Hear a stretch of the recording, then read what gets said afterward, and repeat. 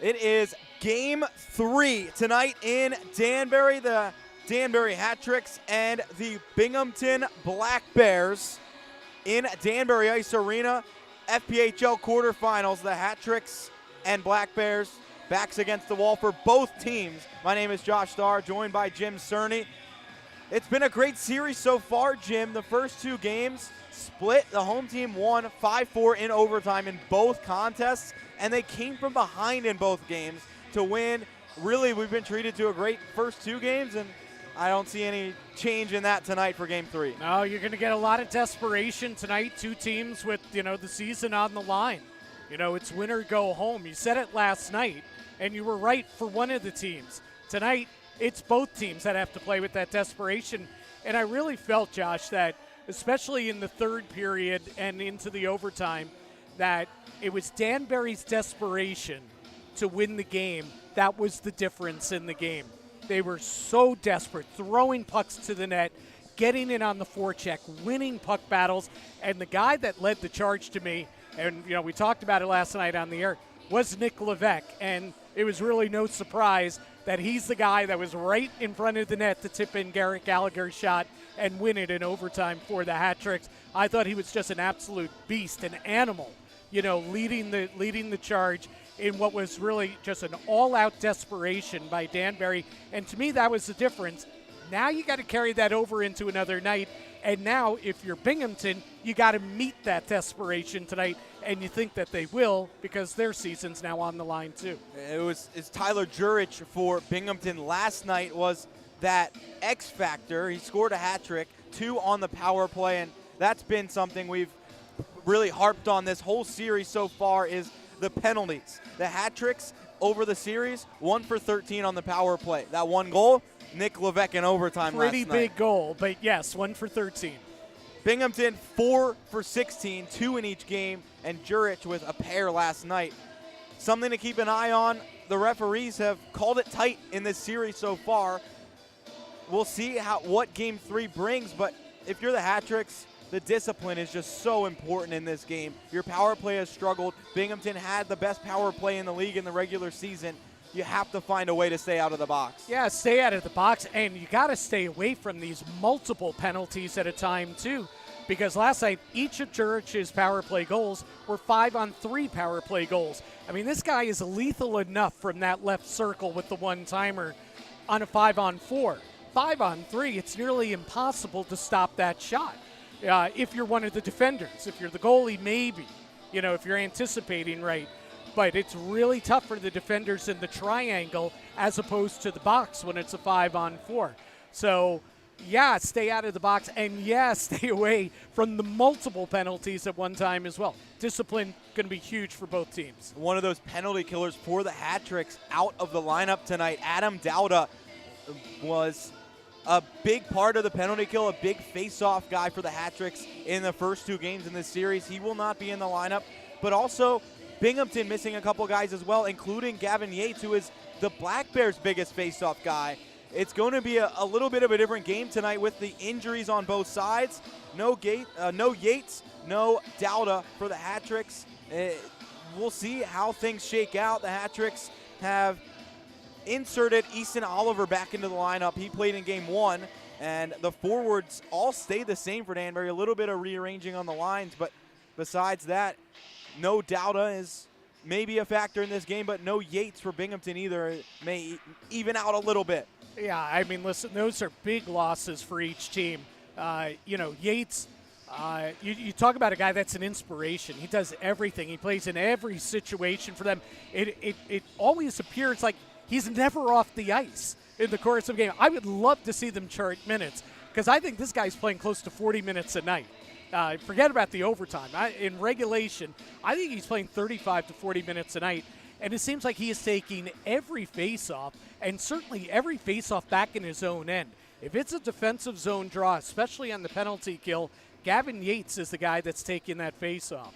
He is a really solid face-off guy, but he's also a skilled offensive player, and he's a solid checker as well. He's the guy that's put out there to shut down, Johnny Ruiz. And then on the flip side, Adam Dowda has emerged as the go-to face-off guy for Danbury, and he plays in all three situations, even strength, power play, and penalty kill, and he's really emerged late in the season and into the playoffs as being a really key guy, for the hat tricks.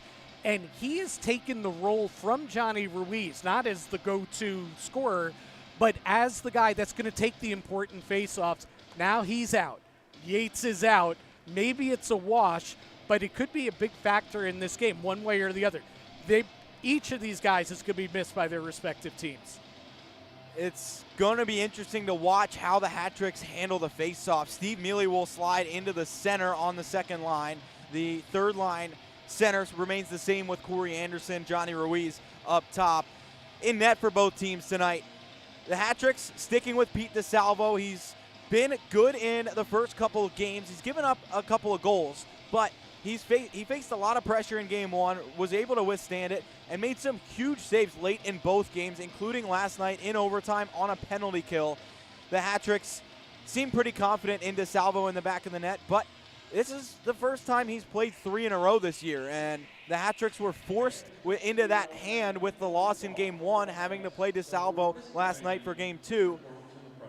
How much of a factor is fatigue in this game for the hat tricks, who played 3 games Thursday through Saturday, had Sunday off, and now are playing 3 again Monday, Tuesday, and Wednesday? Yeah, and DeSalvo played 5 of those 6 games now, including 3 straight here, 3 and 3 nights. We talked about it in the pregame show yesterday and a little bit during the game, how by winning the first game, Binghamton had the opportunity to go to their natural goalie rotation, which they've used through the bulk of the season. Joe Shepard started the first game, got the win in overtime. They come back with Owen Liskovitz last night, who played really, really well, I thought, despite allowing 5 goals. I thought he was terrific for Binghamton.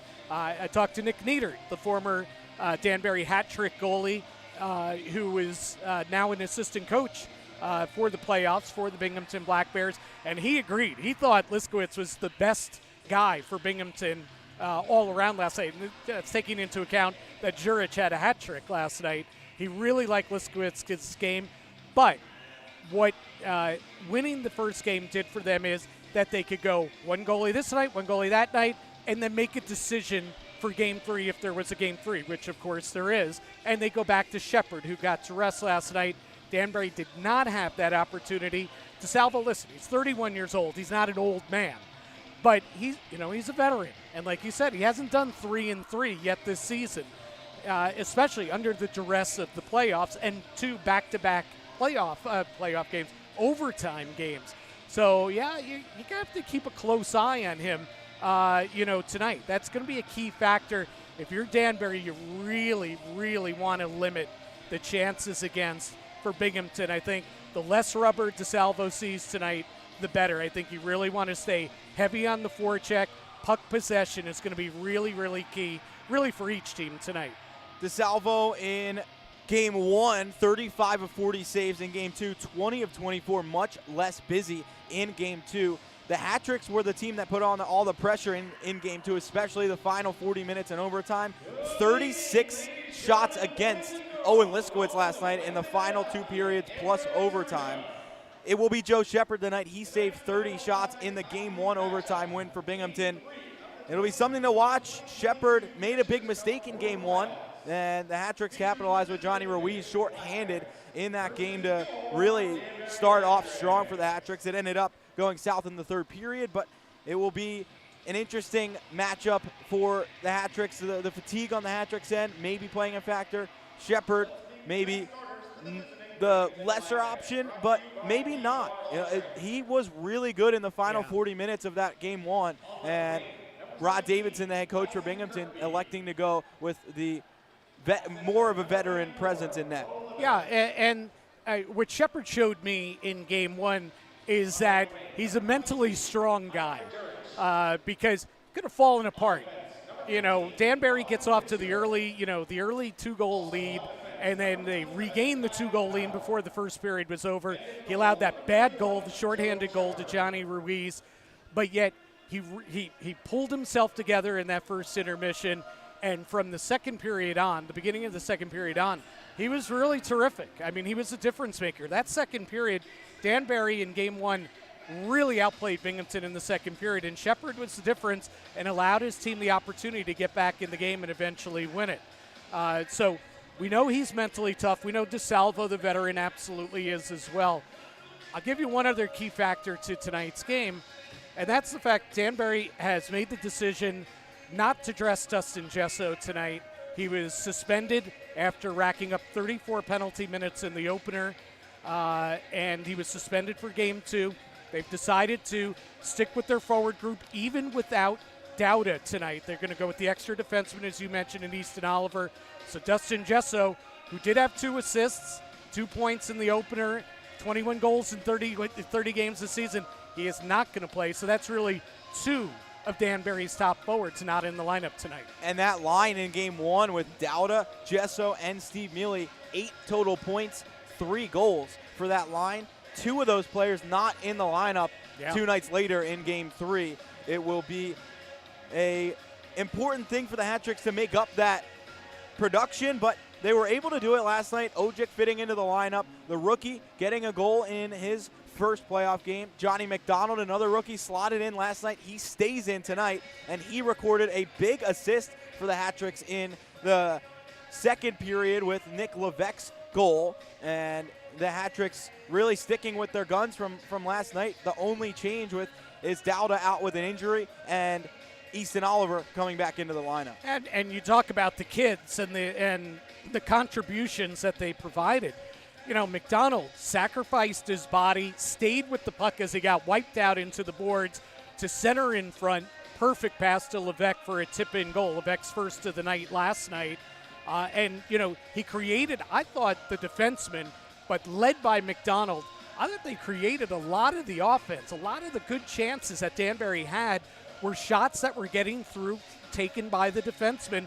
And one of the key guys in that area is another rookie, Brendan Pepe, the kid from Stony Brook University. Heck, less than a month ago, he was still playing college hockey. And here he is playing in the playoffs for the Hat-Tricks. And he's been really good. He hasn't recorded a point yet, but he has not hurt them, you know, at either end of the ice in the first 2 games. He's your least experienced guy, and yet, you know, he's a +4 in 2 games, 5 shots on goal, getting shots through, creating opportunities, playing smart, little bit of physicality. I've been really impressed with the rookies as a group, but in particular with Brendan Pepe. And Pepe, his +4 rating, that's the best on the team throughout the first 2 games of this series. And the coaching staff, one slip up from a rookie like that, you're out of the lineup in the playoffs. He has not given them an option to take him out of the lineup. He has been one of the Hat-Trick's best defensemen in this series. Real quick before we go to break, keys to the game tonight. For me, it's seeing how each team makes up for the loss of the players out of the lineup tonight. Adam Dauda out for the Hat-Tricks, Gavin Yates for Binghamton. Those are 2 big face-off guys for each team. Yates and Dauda for the Hat-Tricks, but Yates more is a big ice time guy for Binghamton. I'm really interested to see how the teams kind of stack up in the face-off circle and how they play the matchups on the benches with Dave McIsaac, Billy McCreary on the Hat-Tricks bench, Rod Davidson and Nick Niedert over on the Binghamton bench tonight. Yeah, and I'll give you something, and this really is not pointing to Binghamton or Danbury. It's pointing to the officiating. I'm really curious to see how the game's going to be called. Listen, the referees know that it's win or go home, you know, for each team tonight. So how tightly do they call the game? How much do they maybe let the guys play? What I found interesting in yesterday's game was at the beginning of the game, I really thought the officials were just letting them play. I thought they let a lot of things go early on, and I think because of that, the players got in the mindset of, oh, they're going to let us play.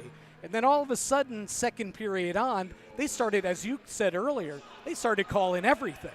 So, you know, how consistent will the officials be, and which way are they going to err? Are they going to err on the side of calling it really tight, calling everything, or are they going to let the guys play? I think that's going to be an important part of tonight's game, certainly from Danbury's point of view, because they do not want to see this Binghamton power play out there multiple times. The Binghamton power play 4 for 16 in the series. The Hat-Tricks power play 1 for 13. That one, a pretty big one last night in overtime. We'll step aside from the Hat-Tricks pregame show. We'll come back with the starting lineups and puck drop. Game 3 in Danbury. Winner go home. Coming up next on the Hat-Tricks YouTube channel.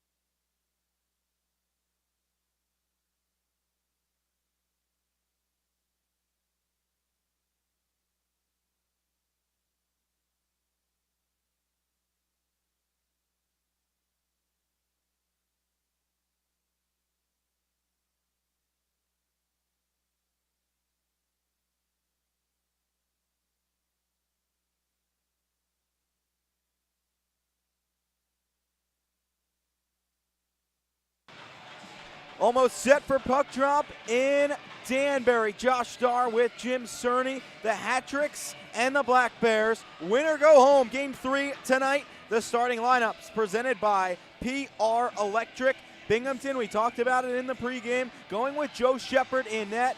He played in Game 1, made 30 of 34 saves up front for the Black Bears. Mo Levac, centers Tyler Jurich and Tyson Kirkby. On defense, Colin Fitzgerald and Kyle Powell. For the Hat-Tricks, Pete DeSalvo, his third straight start, has played every game of this series. In net for the Hat-Tricks. Up front, the captain, Johnny Ruiz. Centers Nick Levesque, the overtime hero last night, and Gordy Bennell on the left wing. On defense, Johnny McDonald plays on the left side. Garrett Gallagher plays on the right side. And McDonald, a rookie playing his first professional playoff game last night, got an assist on the board. Back in the lineup tonight, and on the top pair with Garrett Gallagher. We'll step aside from Danbury. When we come back, it's puck drop in Game 3, the Hat-Tricks and the Black Bears, next on the Hat-Tricks YouTube channel.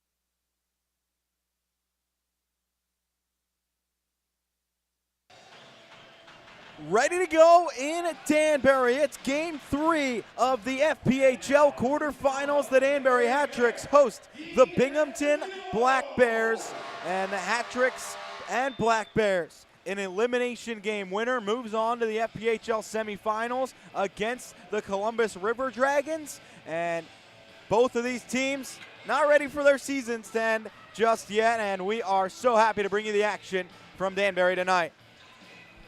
You know, what can these two teams do for an encore, Josh, right? Get a 5-4, come from behind, overtime win by Binghamton in Game 1. You get ditto, the same thing by Danbury last night. This place was electric. I mean, just absolutely exploded. Nick Levesque's game-winning goal in overtime. And you know what? Now you got to re-rack it. Got to get those emotions, that intensity back up again, because as much as for Danbury, you had to win last night to prolong your season. Guess what? You got to win tonight and prolong your season. It's not about just winning the one game. Now it's about winning this game. And we're about just seconds away from Game 3, the deciding Game 3 getting underway. The Hat-Tricks will move left to right in their black sweaters. Binghamton right to left in the whites. And we're underway in Game 3. The Hat-Tricks take the opening face-off in their own zone to our left, and will push to center with Johnny McDonald. He crashes into the far wall, turns it up the boards, and chips forward in the neutral zone. Binghamton steers it back toward the Hat-Tricks end. Garrett Gallagher intercepts, flies it in on goal, and it's paddled away by Joe Shepard. In the far corner, Hat-Tricks offensive zone to our right. Ruiz takes over on the hash mark. Backhands down low for Bennell. 30 seconds in to Game 3. No score. Behind the Binghamton net, Ruiz crashes in, turns it out in front, it goes all the way through. A Binghamton player down behind the play. It's Fitzgerald, as Binghamton carries into the Hat-Tricks end. Kirkby sealed off in the corner, puck drops back to him. Gallagher without a stick pushes him behind the Hat-Tricks net. Hops free for McDonald, who rips it up the wall and gets it by Powell out to center ice. Yarwood takes over a minute into the first, no score. Hat-Tricks backhand to center with Steve Mealy. He tied the game last night with 13 seconds left in regulation, forced overtime before Nick Levesque won it in the extra period to force Game 3. The Hat-Tricks chip out to center, 1:10 in.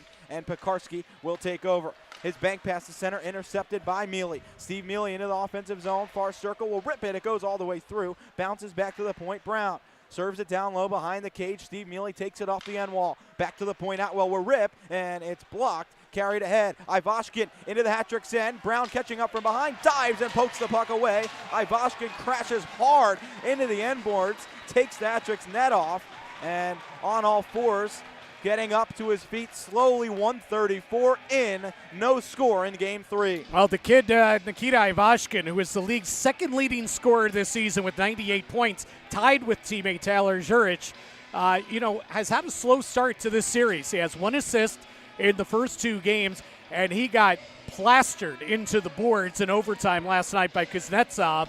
Ended up being a boarding penalty that Danbury killed off. Well, he's able to come back and play tonight, none the worse for wear, and boom, his first shift. He goes heavy into the back wall on a really good play by Steve Brown. Binghamton wins the draw, far circle, hat-trick's end. They turn it wide of the net, and Kuznetsov will chip it out to center. Vanderwilt takes over in the neutral zone, dumps right back into the hat-trick's end. Atwell races behind his own net to turn it up the near side. Out at center, Sam Turner back in the lineup after playing game 1, but not game 2. Will dump back into the hat-trick's end. Atwell retrieves behind the Danbury cage. Far wing, Steve Brown will work up the ice. Banks out to center. Vanderwilt finds it, turns it back into the zone, but Atwell finds it for the hat-tricks, and Tom Mealy will tip into the offensive zone. 2:10 into the first, no score, game 3. Hat-tricks force the turnover, back up high, but Bronner's pass goes out to center. Pepe takes it in the neutral zone, and Easton Oliver back in the lineup will dump it into the Binghamton end to our right. Matthew Boidlar up through the far side of the neutral zone. Hat-tricks intercept. Corey Anderson mishandles into the offensive zone, but will chase in the near corner. Takes it up the board, turns it out in front. It goes by Bronner. Pepe turns, steers it wide of the cage, and it goes into the corner. 2.5 into the first, no score. Binghamton behind its own net in game 3. Will work up the far side with Jurich. Across near wing, Boilar, and back cross ice for Kirkby. Into the hat-trick's end, right circle. Stops on the hash mark, slides back down low for Jurich. Cuts to the back of the net, wraparound try, and it sounded like something hit iron. May have been the stick, but the puck hops to the slot and goes all the way out to center into the Binghamton end. 3 minutes gone in the first, no score. Colin Fitzgerald right to left into the hat-trick zone. Swinging off to the left circle, it's tipped away, slides in on goal, and DeSalvo covers. 3:08 into a scoreless first in game 3. Now Jurich with an aggressive move around the net on the wraparound there, and DeSalvo definitely made the save. It was DeSalvo's stick, I think, that hit the post. That was the sound that you heard. But the puck hit his pads, and that was a good save. Near circle, hat-trick's end. To our left, it's won by Danbury, 3:15 into the first. No score, the hat-tricks work to center, far side, it's Bennell. Stopped in the neutral zone, but Binghamton turns it forward, and Gallagher fires in off the blocker of Shepard, and it goes up out of play into the safety netting. Behind 3:22 into play. All my years, having worked in the NHL for a long time, worked a lot of playoff games, and the consistent theme among NHL players, among all hockey players, is how do you handle momentum swings in a big playoff game? A lot of times that's what determines a winner and a loser. The hat-tricks play the puck across the slot on the face-off win, and Levesque couldn't handle the pass from Ruiz. It goes out into the hat-trick zone. Binghamton, as DeSalvo plays it up the wall. Yarwood keeps in left point. 3:40 into play, no score. Levac cuts back out in front. It's blocked by Gallagher. Turn behind the cage. Jurich had a hat-trick last night. Plays it low to high. Kirkby settles and plays across to Yarwood on the left circle. Down low for Levac. Drops back for Kirkby near hash marks. In the corner, Yarwood trying to cycle. Ruiz intercepts for the hat-tricks. Flubs it forward. Levesque will take over and skate to center. Left to right, hat-tricks move through center. Levesque speeds into the offensive end, rips it on goal, blocker down by Shepard. Puck trickles into the corner, behind the cage. Jurich finds it for Binghamton. 4:10 into the first, no score. Hat-tricks and Black Bears in game 3. Fluttered in on net. It is blocked away by DeSalvo into the near boards. Kuznetsov turns up the wall. It gets by Boilar. He'll chip it back into the offensive end. And a big hit from Tom Mealy in front of the hat-tricks bench. Danbury moves to center. Kuznetsov feeds Steve Mealy out in front. The backhand. He scores! The hat-tricks lead 1-0. 4:31 into game 3. Steve Mealy, his 4th of the playoffs, and the hat-tricks with the early lead. That play is set up by the speed of Kuznetsov. Look at him. He's going to turn that defenseman around, and Steve Mealy has just this huge opening, like the parting of the Red Sea. He just cruised right down the middle. Nobody picks him up, and Kuznetsov puts it right in the middle, and Mealy didn't even get a lot of stick to that shot.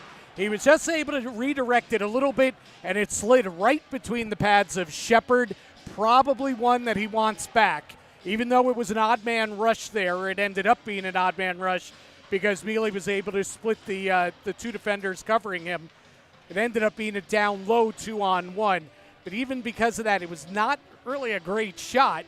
But Shepard was caught moving. The pads opened up. The puck's in the back of the net. And Steve Mealy, 2 goals in Game 1. The huge game-tying goal in the final seconds of Game 2. And he opens the scoring here in Game 3.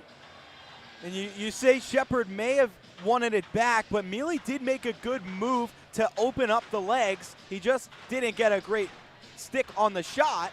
It was able to get through, and the Hat-Tricks lead early. 4:31 into play. The Hat-Tricks on top 1-0 in Game 3 of this 3-game series to start the FPHL playoffs. Anderson's line will step out. Bronner on his right, Ojic on his left to take the face-off after the opening goal tonight.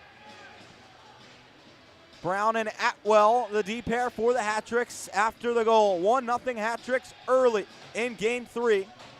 And the Hat-Tricks with the first goal tonight.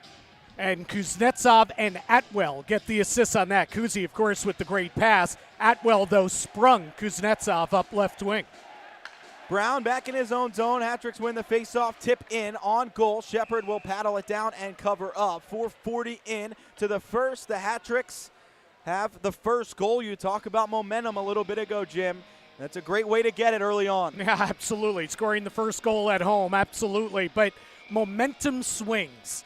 You know, there are going to be a lot of swings in this game. How do you handle when the other team's got the momentum? How do you get the momentum back yourself? And you know what? Each of the teams has proven really good at that so far in this series, being able to regain momentum when things are not going their way.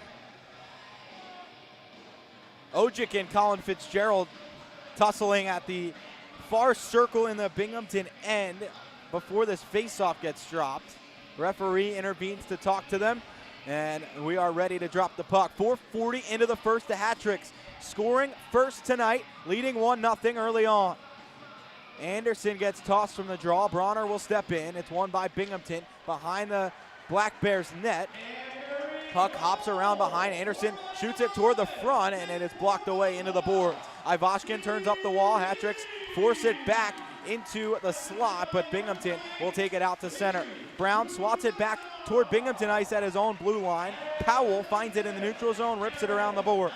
Bronner settles in the Hat-Tricks end near wing, will chip it far side for Anderson. He'll muscle it into the offensive zone, tips it out in front. Ojic, the backhand, stopped by Shepard, sliding to his left.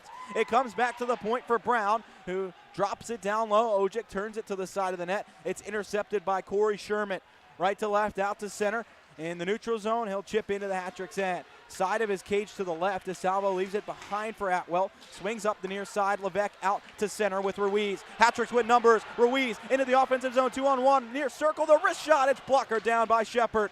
Turns back to the point. Oliver finds side of the net. Tipped wide by Ruiz. Turn back out in front. Levesque finding, turning. Can't get the shot away. Pepe, left point. Works across the line, and it went out to center. 14-13 left in the first. The Hat-Tricks with the early lead in Game 3.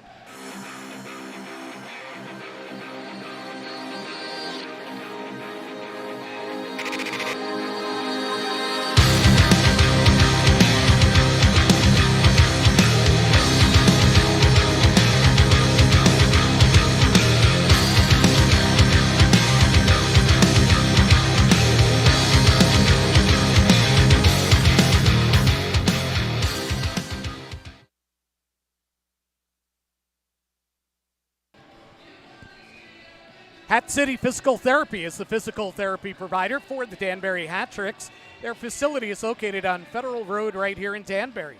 Hat City Physical Therapy is owned and operated by the medical director of the Danbury Hat-Tricks, Dr. Lee Day. So check them out It is Hat City Physical Therapy.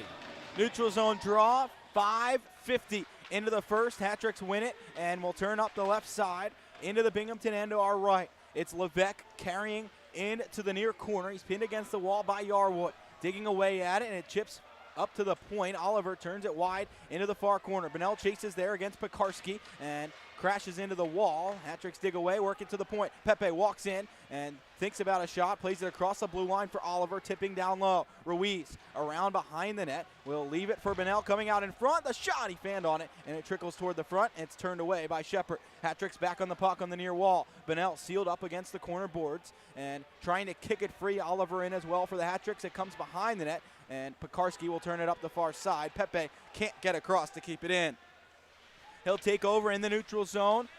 6:40 into the first. Hat-tricks leading 1-0. Off to the far wing. Tom Mealy into the zone. He couldn't handle the pass, and now a delayed call on offside against the Hat-tricks, so Binghamton will take over in its own end. Hat-tricks touch up, and Pekarski will start back from behind his net. Right to left, Binghamton out to center. The pass flagged down. Levesque into the Hat-tricks end, cuts to the front of the net and lost control. It goes into the near wall. Kuznetsov chops away at it, can't get there. Gallagher behind the net, turns out in front from Binghamton. Kirkby to the point. Turner walking across the blue line, far wing, dumps it down low behind the cage. Jurich turns around behind the net, out to the front. It's swatted away by Gallagher, not out. Turned down low. Kirkby falls down behind the Hat-tricks net, and Steve Mealy takes over. On the far circle in his own end, outlets ahead to Tom on the left wing, and he'll chip into the offensive zone. Kuznetsov crashes into Boilar in the corner. Tom looking to dig it free, and he does find it along the circle. Rips it around the boards into the near corner. 12:20 to go in the first. Hat-tricks up one. Shovel to the front of the net by Anderson. Boilar intercepts, and Binghamton out to center. Near wing, Kirkby dumps into the Hat-tricks end. Anderson catches up to it for Danbury and shuffles to center. Powell settles at his own blue line for Binghamton, and we'll start up through center. Hat-tricks force the turnover. Ojic into the zone, and they call it offside at the Binghamton line. 7:57 in, 1-0 Hat-tricks on Steve Mealy's fourth of the series. And could be 2-0, maybe 3-0 with the odd man opportunities that Danbury's had in the early going here. After they scored the first goal, you had the 3-on-1, down low, the 3-on-1 break. Ruiz shooting it, the blocker save. And then you had Ojic set up in front, one-on-one against Shepard. He couldn't lift the puck on the backhand, and he ended up shoveling it into the pads of Shepard. Though Shepard, I thought, actually played that one really well. Neutral zone draw. The Hat-tricks right outside the Binghamton zone. It turned off to the near wall in front of the benches. Players dig away. Hat-tricks work it free. Bronner tips it ahead to Anderson, who dumps into the offensive zone. Shepard out of his net to the right will leave it behind, and Powell turns it up the near wall. Bronner can't handle it. D'Angelo tips to center. Ivashkin turns toward the Hat-tricks end. Atwell takes the puck from him and plays to the neutral zone.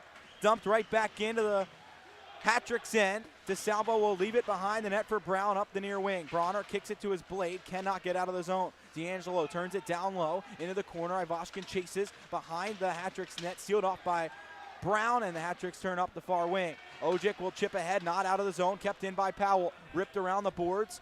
Off to the near wing. D'Angelo crashes in. Near wing, plays it back to the point. Fitzgerald fires it wide of the net. It goes up to the far wing and chipped on goal. Glove by DeSalvo. He'll hold on. 11:05 to go in the first. 1-0 Hat-tricks lead. Josh, on that shift there in the offensive zone, you were watching the puck. I was watching Ivashkin the entire shift. And, boy, he is not moving around a lot. He is avoiding all physical contact. I know he's not a physical player, but he's avoiding all physical contact, complaining multiple times to the official. He just really seems out of whack. Binghamton in offensive zone draw. Ivashkin on the bench after the shift. It's turned out in front. Gavin Abbott, the shot in from the side of the net. It barely got a shot away. It trickles in on DeSalvo. He'll cover up with 10:57 to go in the first. And a 1-0 Hat-tricks lead. If Ivashkin isn't 100%, that's a big factor, especially with Yates out of the lineup. It really kind of becomes Jurich and Ivashkin, and if one of them is not 100%, it could make a difference tonight in Game 3. Hat-tricks in their own zone. 10:57 to go in the first. 1-0 Danbury. Near circle, Binghamton wins the draw. Pekarski dumps behind the Danbury net. Oliver will take it off the wall behind and turn up the far side. Backhands ahead, tipped into the zone by Bunnell, and Ruiz will chase after it. in the corner. It is taken by the Hat-Tricks behind the net. Levesque chopping away, can't hold on. Oliver will pinch in, keep it alive. Turns for Levesque behind the net, but cannot connect with him, and Pekarski will carry out. 10.5 to go in the first.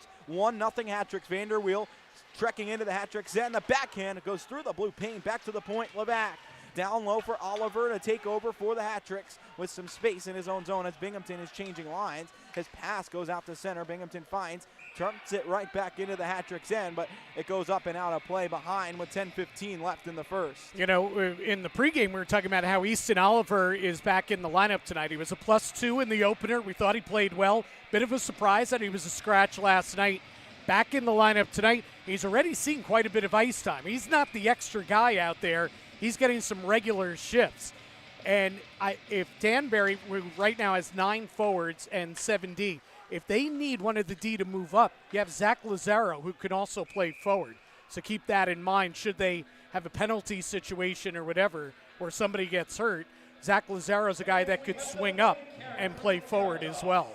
Lazaro, the extra skater tonight, I don't think I've seen him out on the ice yet in this game. Yeah, Lazaro was just out there a couple shifts ago, but yeah, Oliver's actually taking more of the regular shift.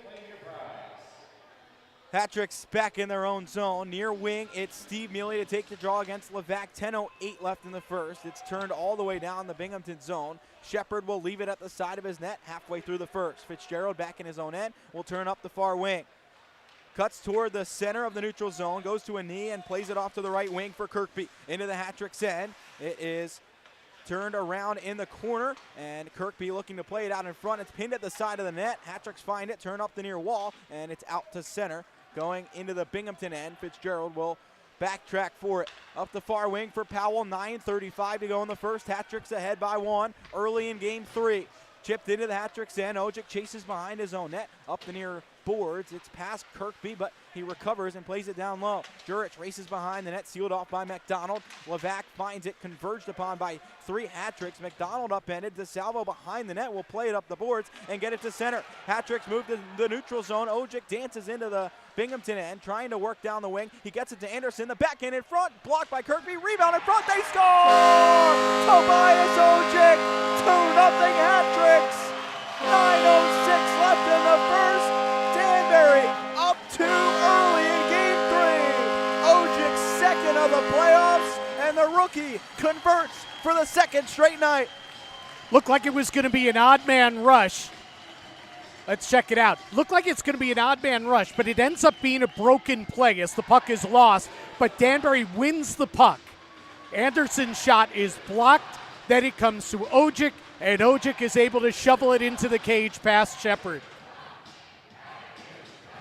It was not a clean odd man rush, which is how it looked like it was going to be when Ojic pushed the puck past the defenseman in the neutral zone, but they stayed with it, did the Hat-Tricks, and even after Anderson had that shot blocked, they stayed with it, and Ojic is Johnny on the spot, in close, within 10 feet of the net, and he scores. Hat-Tricks right back in after the faceoff. Ruiz rips it wide off glass back to the point. Brown trying to keep it in. It's Binghamton out to center. Banking ahead. Ivashkin takes a hit. Hat-Tricks crash into their own guy in front of the Danbury bench. It was Bunnell who was prone in front as a teammate crashed in. He goes off to the bench looking to be all right, and Levesque will carry out for Danbury. Left to right across the Binghamton line. Across, touch pass from Ruiz into the corner. Mealy will crash in. Tom Mealy behind the net, and it's tipped up the near wall.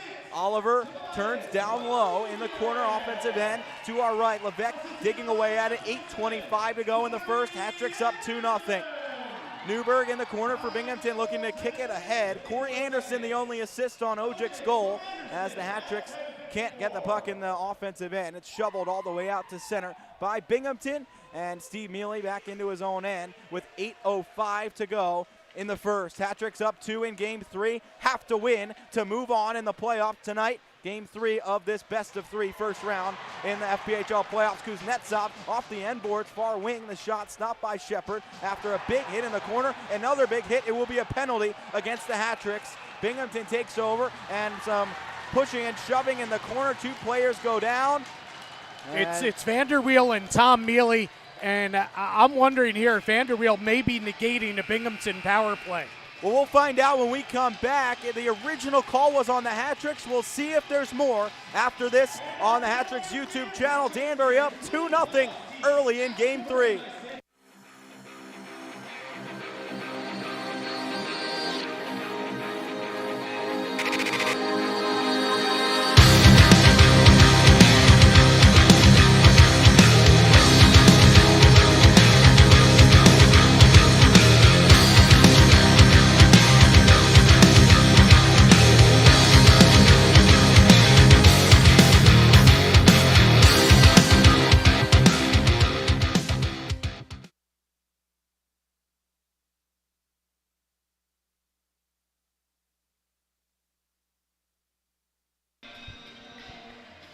Back here at Danbury Arena, Jim Cernia and Josh Starr with you.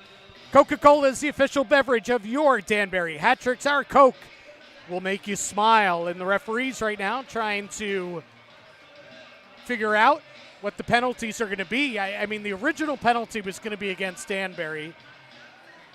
And then Vanderweel got into it with Tom Mealy. I think they're calling the original penalty on Tom Mealy. They each get 2 for roughing after that. Yeah. And the Hat-Tricks will go on the penalty kill for the first time tonight, the Cyberus penalty kill. Zach Lazaro will go across to serve the extra 2 minutes. Vanderweel and Mealy in the box, as well as Lazaro serving the extra minor. 7:45 to go in the first. Binghamton starting a power play, 2 power play goals in each game of the first 2 in this series. Jurich will shoot off a stick up out of play. 1:52 left on the kill for the Hat-Tricks. 7:39 in the first. Hat-Tricks up 2-0, and Binghamton, the best power play in the regular season. Another chance tonight, the first for the Black Bears. Jurich a hat-trick last night, 2 of them coming on the power play. Near circle, Danbury zone. It's won by Levac. The Hat-Tricks find it, turn it to the far wall. Yarwood keeps it in, but Bronner intercepts and clears down. Shepard will take behind his own net for Binghamton, and Powell will start up right to left. 7:20 to go in the first, 30 seconds into the Binghamton power play. Right wing, Kirkby across the Hat-Tricks line. Atwell seals him behind the net. It's turned on the near wing. Levac back to the point. Jurich steps in at the hash marks. Top of the circle, Jurich will look back to the point. Powell winding and will drive. It's tipped, and DeSalvo kicks it away. Levac was in front. Far wing, Yarwood back to the top of the circle. The snap, and it is smothered by DeSalvo through some traffic in front. 6:58 left in the first. 1:10 on the kill. Hat-Tricks up 2-0. And you saw what Danbury did there. They played heavily to Jurich's side to make sure that he wasn't alone in that left circle for that one-timer that beat DeSalvo twice yesterday. Hat-trick for Jurich last night in Game 2. The Hat-Tricks won in overtime to force the third game on the penalty kill here with 7 to go in the first. Turned out in front by Binghamton, Danbury zone, and the Hat-Tricks race forward. Levesque with Bennell on his left will slowly stop in the neutral zone and backhand. It goes up out of play into the Binghamton zone. Charging the call on Mealy, and then Vanderweel and Mealy both get 2 for roughing. So the extra power play time for Binghamton is on the charging call against Mealy, and there's 57 seconds left on that power play. And talking about momentum like we did before, it's been all on the home team side. I mean, Danbury's dominated the first period here. You don't want to hand back that momentum, so this is a big penalty kill. Neutral zone draw won by Binghamton, and the Black Bears will start up right to left. Kirkby across the Hat-Tricks line, far wing. Stops just inside the blue line, surveys his options, right circle, will slide across to the hash marks. Yarwood down far side of the cage, it's Levac, turning back up high. Powell center point, Ritz across far side, and the blast from Yarwood blocked by McDonald into the corner, and Binghamton finds the puck. Kirkby circles back to the top of the far ring, back to the point, 25 to go on the power play. Side of the net, Levac, turned away by McDonald, goes behind. Gallagher in behind to try and work it free for Danbury. He pins it against the wall. 3 Black Bears in, and Gallagher still holding the puck in his skates. Behind the Hat-Tricks net, 10 to go on the Binghamton power play, and finally the Black Bears dig it free. Levac, far corner. 7 to go on the power play, back to the point. Powell, the wrist shot tipped in front. DeSalvo makes the stop. Kirkby in front with the deflection. Out of the box is Lazaro, and the puck hops to him in the neutral zone. Hat-Tricks with numbers, left to right. Ruiz into the offensive zone, right circle. Down low, the wrist shot. He scores!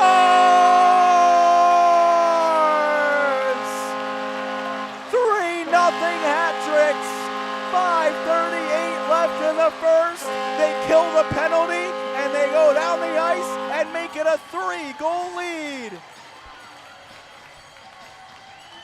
A 3-on-1 coming out of the penalty box. You see here, Lazaro comes out of the box. He finds Ruiz. Levesque joins the group.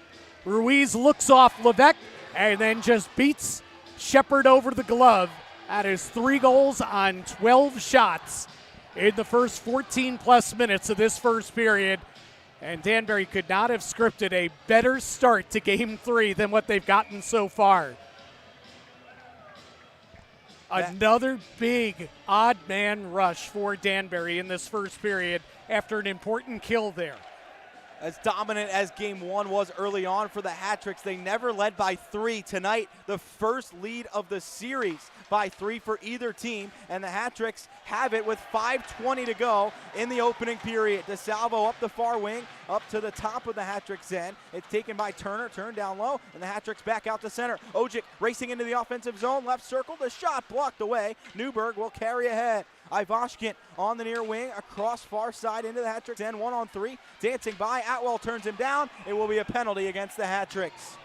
A hook called against Aaron Atwell, and the Hat-Tricks go back to the kill with 5:04 left in the first, but Danbury ahead 3-0, and momentum swings. Jim, you talk about it. They get the first kill, score the goal, and right back to the penalty kill. And, you know, Ivashkin being a difference maker there. That's really the first time in this series that I could point to and say, boy, look at him. He's taking control. You know, he's seizing the moment. He powered around 3 different hat-tricks there and really forced a flat-footed Atwell into that penalty. That's what Binghamton needs from their best player. They need him to put the puck in the net, too. But they need him to be a difference maker, and at least on that shift he was. Really using his speed for the first time in this series, and earns Binghamton another power play, the Black Bears' second of the night. Binghamton wins the draw in the Hat-Tricks end, turns side of the net behind the cage. Levac out in front, one-timer. Yarwood sticks it high over the net, and it bounces back out to center ice. 15 seconds into the power play, Binghamton down 3-0 with 4:45 to go in the opening period of Game 3. Kirkby back across Hat-Tricks end. Jurich near circle will rip it. It's saved down by DeSalvo with the shoulder rebound in front. They score. Kirkby stuffs it home, and it's a 3-1 game. 4:37 left in the first. Binghamton strikes on the power play, and a power play goal in each of the 3 games for the Black Bears in this series. Yep, you know, and they got the puck to Jurich, who was alone there in the left circle, but it was a little bit more, not a set play, not a one-timer. It was more off the rush, and DeSalvo fought off the shot, then he fought off another shot, and then on the scramble, said nothing DeSalvo could do there as Kirkby is able to get it into the net. So a big goal for Binghamton, and the Danbury lead is back down to 2. Powell back into his own zone after the face-off win for Binghamton in the neutral zone. 4.5 left in the first. Binghamton dumps into the Hat-Tricks end, and Oliver will turn back behind his own net. Kuznetsov up the near wing to Steve Mealy in center. It is played away by Powell and back into the neutral zone. Chipped by into the Hat-Tricks end near corner. Oliver tips it up the wall, and Kuznetsov takes it off the boards. Oliver back out to center. Far side, Fitzgerald back into the Hat-Tricks end around the far corner and turns around at the hash marks. Strom down low, can't handle it. Ojic turns up the wall, kept in by Fitzgerald. Walks the line, will shoot. It hits a body in front. Hat-Tricks find it. 3-on-2 for Danbury. Left to right, Ojic across the Binghamton line. Far wing, cycles down low, turns back at the hash marks. Binghamton evens it up. Kuznetsov back on the circle, will chip it down low. It trickles in on goal, and Shepard will cover up. 3:40 to go in the first. 3-1. Binghamton trailing the Hat-Tricks, leading early in Game 3.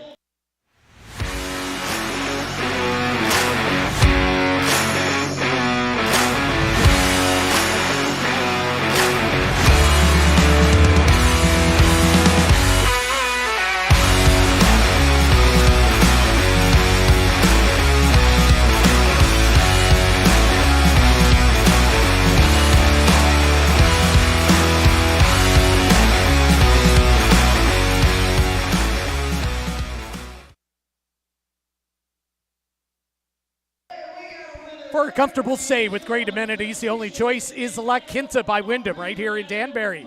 As for the Hat Tricks friends and family rate, you can't beat it. La Quinta.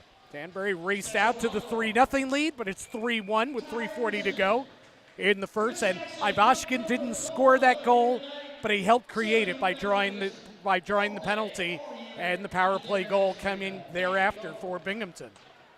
Hat Tricks offensive zone, 3:35 to go in the first, and Danbury wins the draw up 3-1. Turn behind net for Ojic to leave behind for Bronner. Bronner on the near wing, down low in the corner, cycles with Anderson. It is tipped behind the net. Ojic turning out in front. It goes behind Bronner. D'Angelo intercepts for Binghamton. Turn behind the net, and the Hat Tricks take over in the corner. Anderson backhands to the point. McDonald across Gallagher. The shot tipped in front. Ojic turns it wide. Has the rebound in the corner.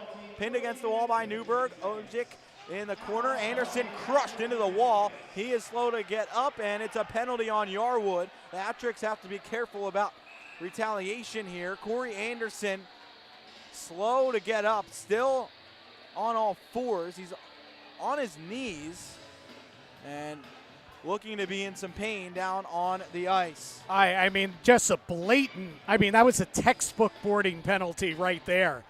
And is it going to be a minor? Yeah, it's going to be a minor. They call it cross-check, not a board. That was textbook boarding to me, Josh. And showing some restraint was the rookie, Tobias Ojic. His first instinct was to charge in there and get after Yarwood. And one of the Binghamton Black Bears kind of just intercepted him for a second, and it was able, I think, to calm Ojic down, where it was that split second where he was able to catch himself and say, I can't retaliate here and take a penalty. So a good move, a good non-move, if you will, by Ojic. And Danbury gets their first power play.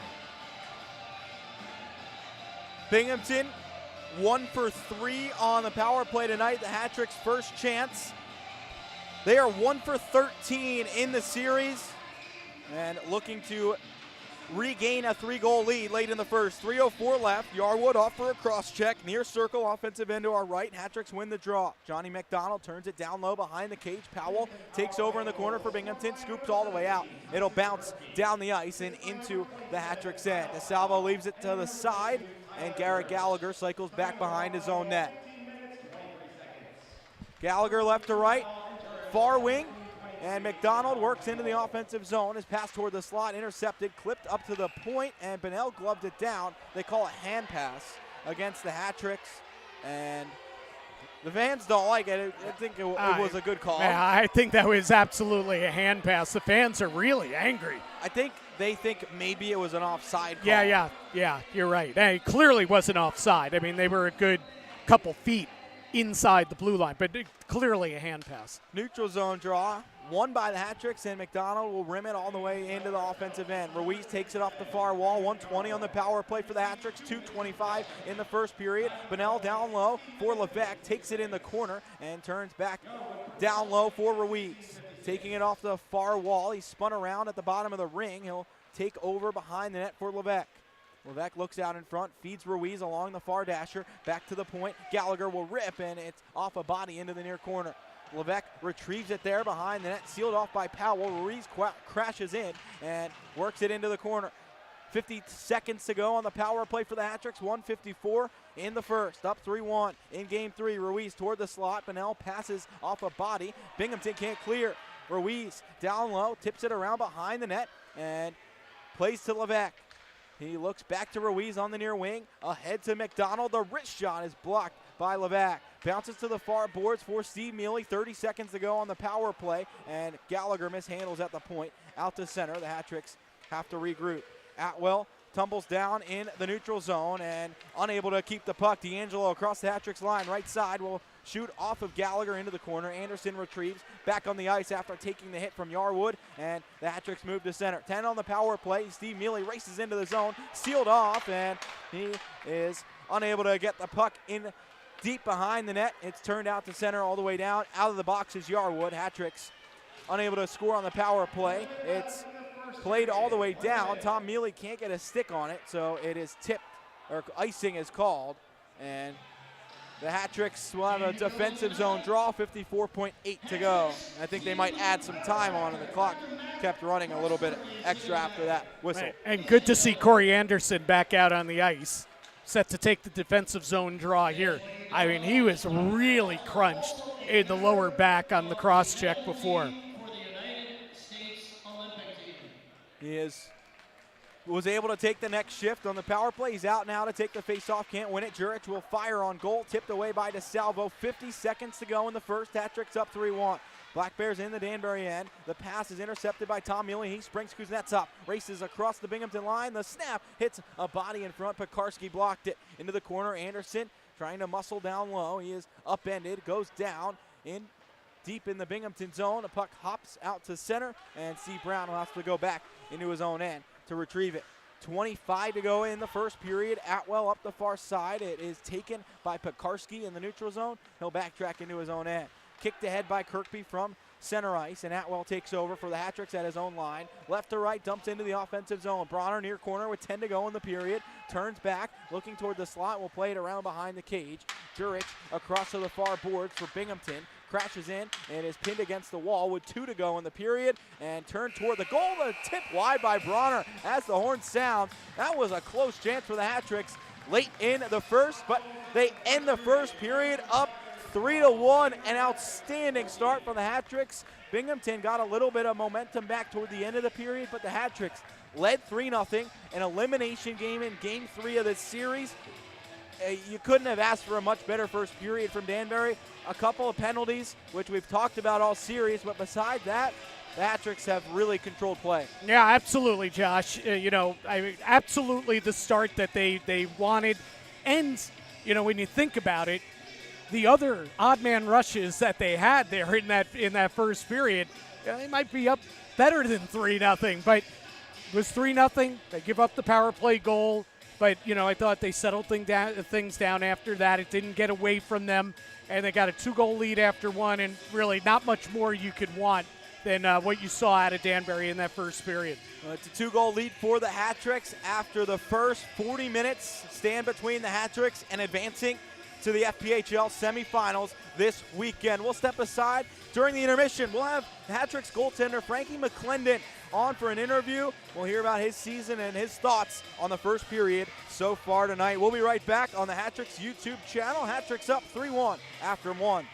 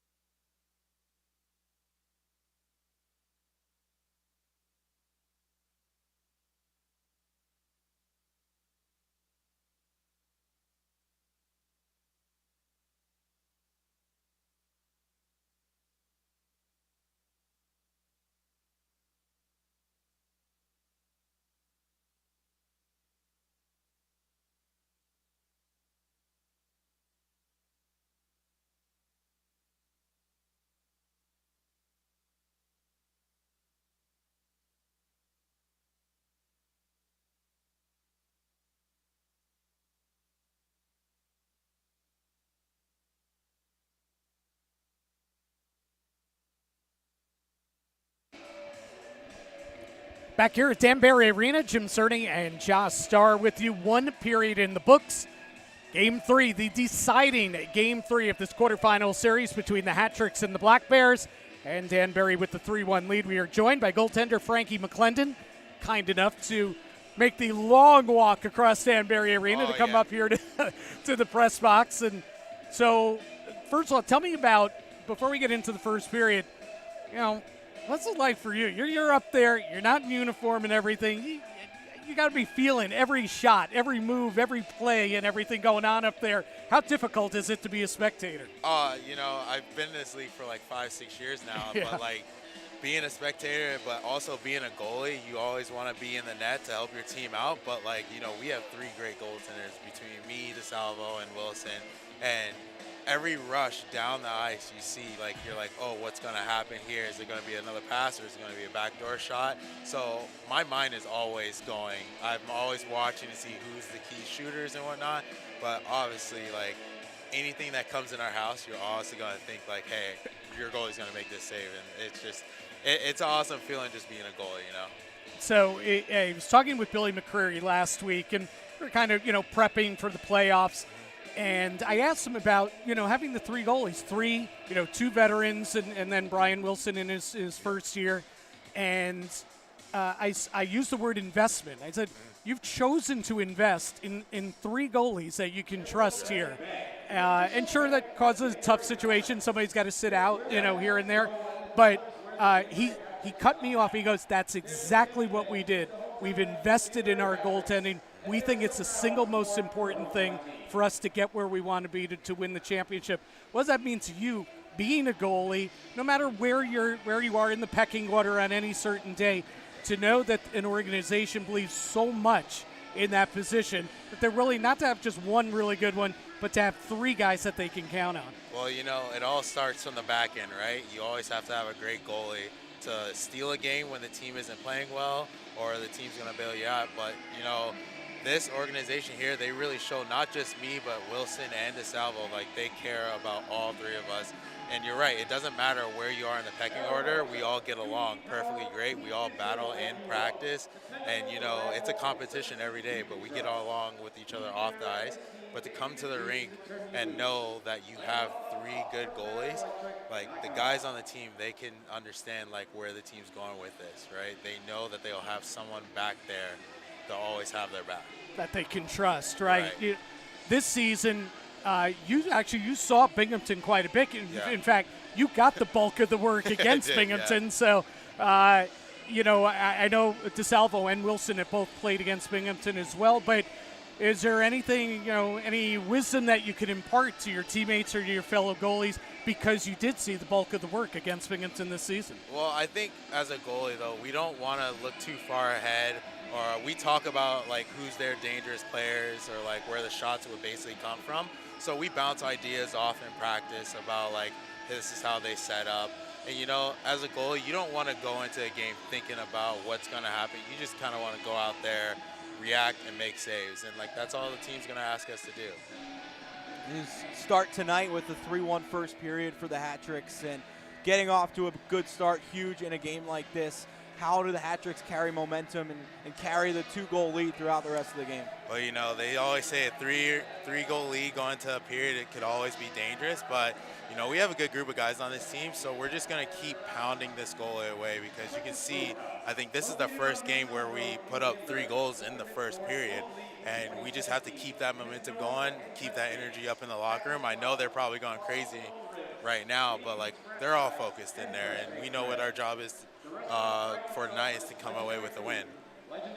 So you get the 3 goals early. They get 1 back. And we were talking about this early on, and I've been around hockey for a long time. I'm older than both you guys, probably put together. But I've seen a lot of hockey, but it doesn't matter what level you're at. The players will always tell you, especially in a playoff game, momentum swings and how you handle those momentum swings are vital. Right. And end up typically deciding, a win or a loss in a playoff game in a playoff series. So when it goes 3-1, and you still have some minutes to go in the period and everything, how important was that stretch from when Binghamton scored to the end of the period for Danbury just to keep things settled down, and not let Binghamton build on it before the intermission. Well, you know, like Coach Dave, guys, like he always talks about like what happens, how our emotions are after a goal is scored either against us or after we score. Our job is to, you know, get the energy going after a goal is scored against us because we don't want to lose that momentum going throughout the rest of the game because it's going to wander in your mind. So I think the goal for right now is to like come out in the next period and keep pounding this goalie with shots to keep that energy going because we know we have a 2-goal lead right now, but we want to get that next goal. We want to push them to their breaking point. You know, I said this earlier. This Binghamton team that we've seen so far tonight reminds me much more of what I saw or what we saw during the regular season. Right. It seems a lot more loose defensively.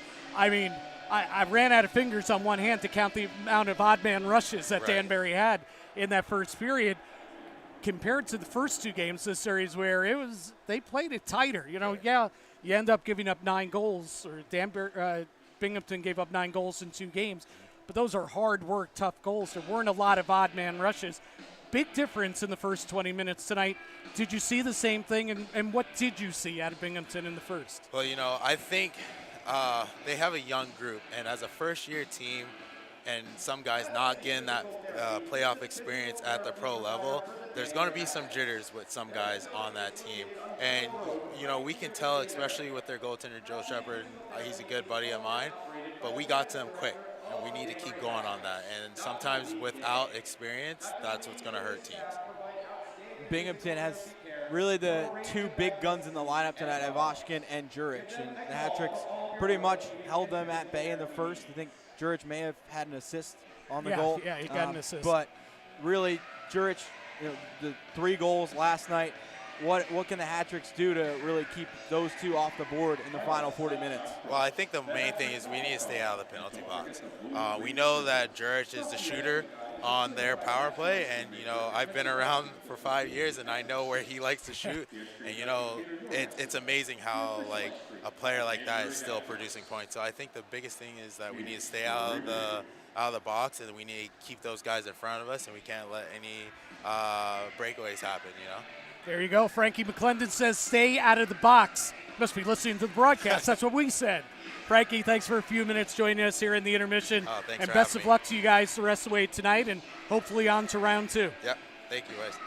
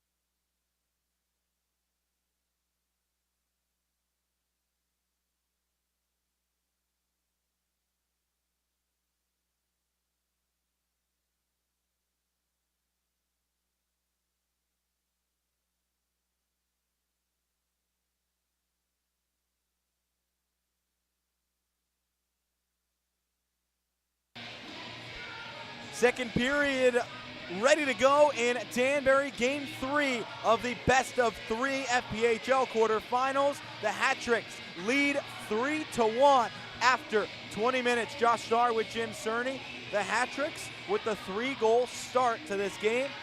And a great start for Danbury. Yeah, absolutely. And interesting, Coach Davidson, he stayed with Shepherd. You know, his 3 goals, 12 shots, 14 minutes into that first period. And he stayed with Shepherd. And Shepherd comes out here for the second period. I'm not saying he had a bad period or anything, but sometimes a coach he'll just look to shake it up. And he's got a good goalie there on the bench right now in Liskowitz, thinking maybe just shake things up. But he goes back to Shepherd, or Shepherd stayed for the remainder of the period, and he comes out here to start period number 2 with Danbury leading by 2. Ready to go to start the second period. Hat-Tricks on top by 2. And we'll move right to left in the second frame. Binghamton left to right. Johnny Ruiz against Mo Levac to start the middle period. It is won by the Hat-Tricks, and Johnny McDonald will take over at his own blue line. Tipped into the Binghamton zone by Bunnell, and Kirkby will take over for the Black Bears. Turned forward onto the right side. Gallagher will tip ahead, and Bunnell will flag it down in the neutral zone. Drops back for McDonald near wing, goes across back into the Danbury zone all the way down for Gallagher to take over. He'll backhand up the wall. It hits the referee. Binghamton takes over. 30 seconds into the middle period, and it's played across the goal mouth off to the near wall, and it's up to center for the Hat-Tricks. Ruiz into the zone, drops back for Levac. The snapshot just over the bar, bounces back to the far wing, and Levac will take over there. 45 seconds into the second period. Jurich into the Hat-Tricks end, down low, cuts to the side, rips it around in front, goes all the way through behind DeSalvo. Levac intercepts, and the Hat-Tricks move to center. Into the offensive zone, Steve Mealy, right wing, at the hash marks, twirling and dumping it down low for Tom. Tom Mealy in the near corner, 1 minute into the second. Hat-Tricks up 2 in game 3. Turn behind the net. He'll circle around and bank it up to the circle. The one-timer. Kuznetsov goes wide. Down low, near corner. Steve Mealy trying to retrieve, turns up the wall. Has it down low to Tom behind the net, and he will take over for the Hat-Tricks. Far corner, out in front. Kuznetsov, one-timer wide of the post. Far side of the net, and Binghamton finds it behind the cage. Turned up the wall, Tom Mealy keeps in left point. All the way across Kuznetsov, right wing. Will wrist it, and it is gloved by Shepherd right in front of his chest. 1:37 into the second. Hat-Tricks on top by 2, and a couple of chances there for Kuznetsov. Yeah, Kuznetsov all over it on that shift, but right before that, though, Jurich turns the Danbury defense inside out, and DeSalvo aggressively came out. So Jurich decided not to shoot, and he sends a pass back through the slot, and I'm sure if he had a second chance at that, I think he would have taken the shot instead. Hat-Tricks win the draw. Pepe fires it up and over the bar. Danbury turns it back to the side of the cage. Shepherd slides to his right, covers up. 1:45 into the second. 3-1 Hat-Tricks, and Danbury with some pressure to start this period besides that Jurich chance. Yeah, and the Jurich chance was a little frightening because, you know, he's right now their top threat, and he's breaking in 1-on-none against your goaltender. But again, I think because DeSalvo was so aggressive, it forced the plan for Jurich. On the near wing, Hat-Tricks in the offensive zone. Bronner dances to the hash marks, pass back to the point, intercepted by Sherman. He backhands the center. Oliver intercepts there on the right wing, will dump down low into the offensive zone. Hat-Tricks in the near corner with Bronner crashing into the wall, kicks it back up high. Pepe will turn at the point and push it into space on the far wing. Ojic lets it go behind the net. Bronner out in front. Anderson couldn't flag the pass down out of the air, and Oliver takes over in the neutral zone. Hat-Tricks right back toward the Binghamton end. Ojic across the line. Will turn back at the point. Feeds Bronner at the right circle. Down low for Anderson, side of the net, far wing. Backhands across far side. Oliver, the shot saved by Shepherd. Turned up the far wall and out to center. Pepe will cycle back for it. 2.5 into the second. Hat-Tricks up 3-1. Binghamton stuffs it into the Hat-Tricks end. The Black Bears were offside. Will touch up as the Hat-Tricks carry to center. Pepe at the neutral zone logo will play into the offensive zone right wing. Right side, wrists it off the crossbar, goes up out of play. Pepe, a quick release there, almost beating Shepard. Well, did beat Shepard and just couldn't beat the bar. 17-10 left in the second, 3-1 hat trick. Yeah, that one skimmed the top of the bar and then, or the crossbar, and went up into the netting. Danbury going up high with the shots here, going high glove on 3 different shots in this period. 2 of them, one by Anderson, one by Kuznetsov, would not on net. The other one hit the crossbar. Hat tricks win the offensive zone draw. Gallagher dumps down low. Bunnell will tip it wide and onto the near wing. Jurich finds it for Binghamton, out to center. Levac can't handle it. McDonald right back into the Binghamton zone. Levac off to Bunnell, left circle, down low. The snapshot, it zips wide of the cage.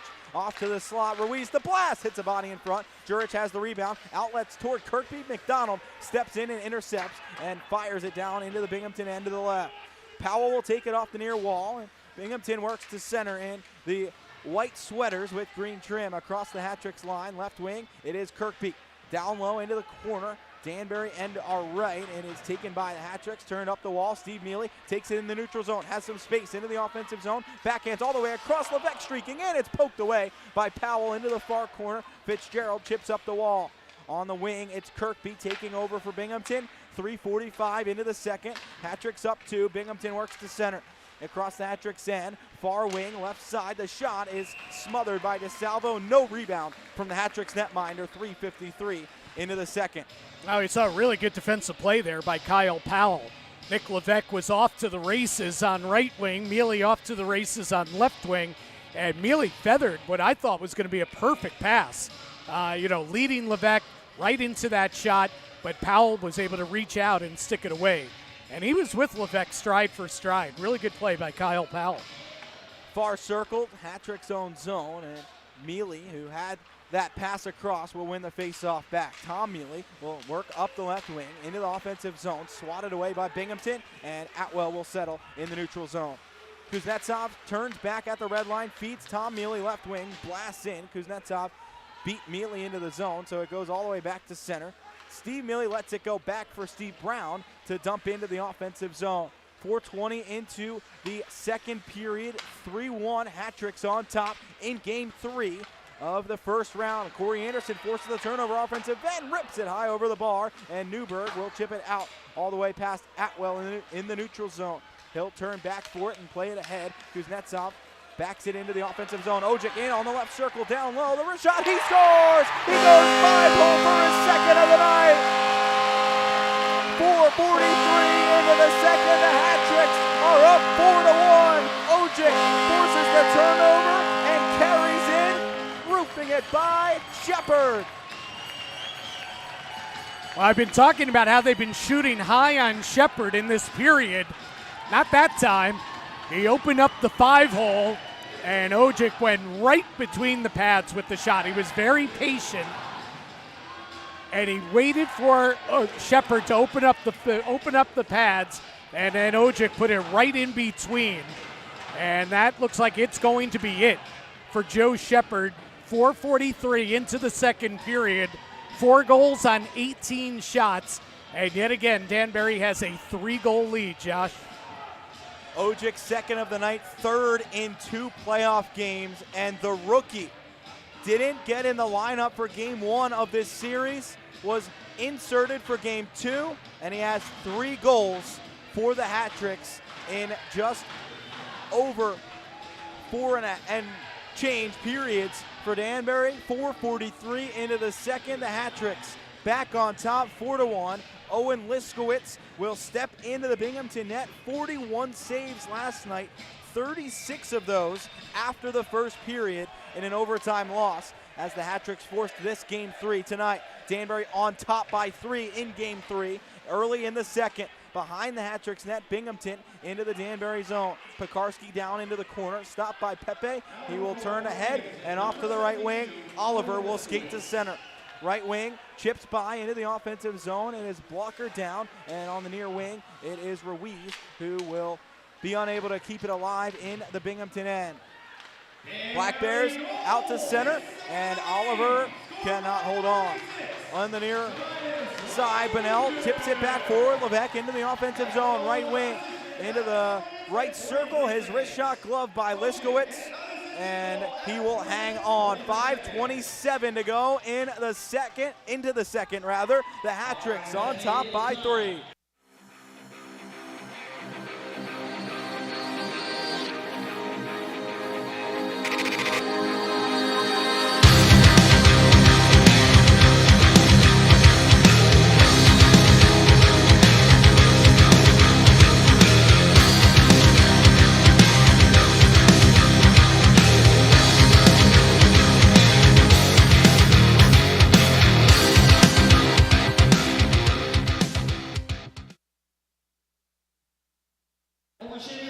Well, Litchfield Distillery is the spirit of hard work. The Bachelors of Litchfield Distillery, in honor of the early farmers of Northwest Connecticut, present to you the locally made Litchfield Distillery bourbon, vodka, and gin.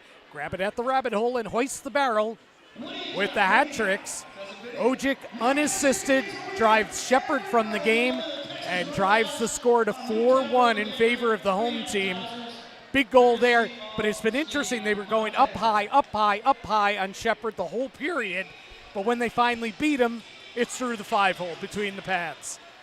Binghamton out of its own zone, winning the face-off, 5.5 into the second. Hat-Tricks leading 4-1. The Black Bears dump into the Danbury zone to the right. Turned up the wall by Gallagher. Kuznetsov will skate to center for Danbury, chipping off to the left wing into the offensive zone. Tom Mealy will turn around in the near corner and play back to the point. McDonald off the wall, shoots it. It's blocked by Sherman, and Pekarski will skate to center.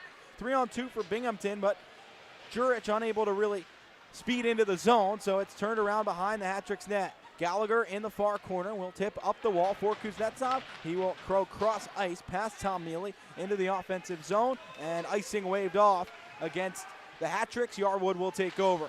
6:10 into period number 2, and that puck played with a high stick in the neutral zone.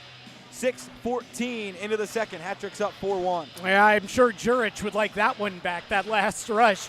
It was a 3-on-2, and then Kirkby actually was a late man into the rush. It was really a 4-on-2 in the offensive zone, and they didn't even get a shot on goal out of it. So Binghamton, you got to take advantage. You're down 4-1. You got to take advantage of your opportunities when you get them. Neutral zone draw. Binghamton will dump into the Hat-Tricks end. Brown behind the Hat-Tricks net, turns to Atwell up the wall. Ojic will skate out. 2 goals tonight for Ojic. Plays across right side. Bronner dumps into the Binghamton net.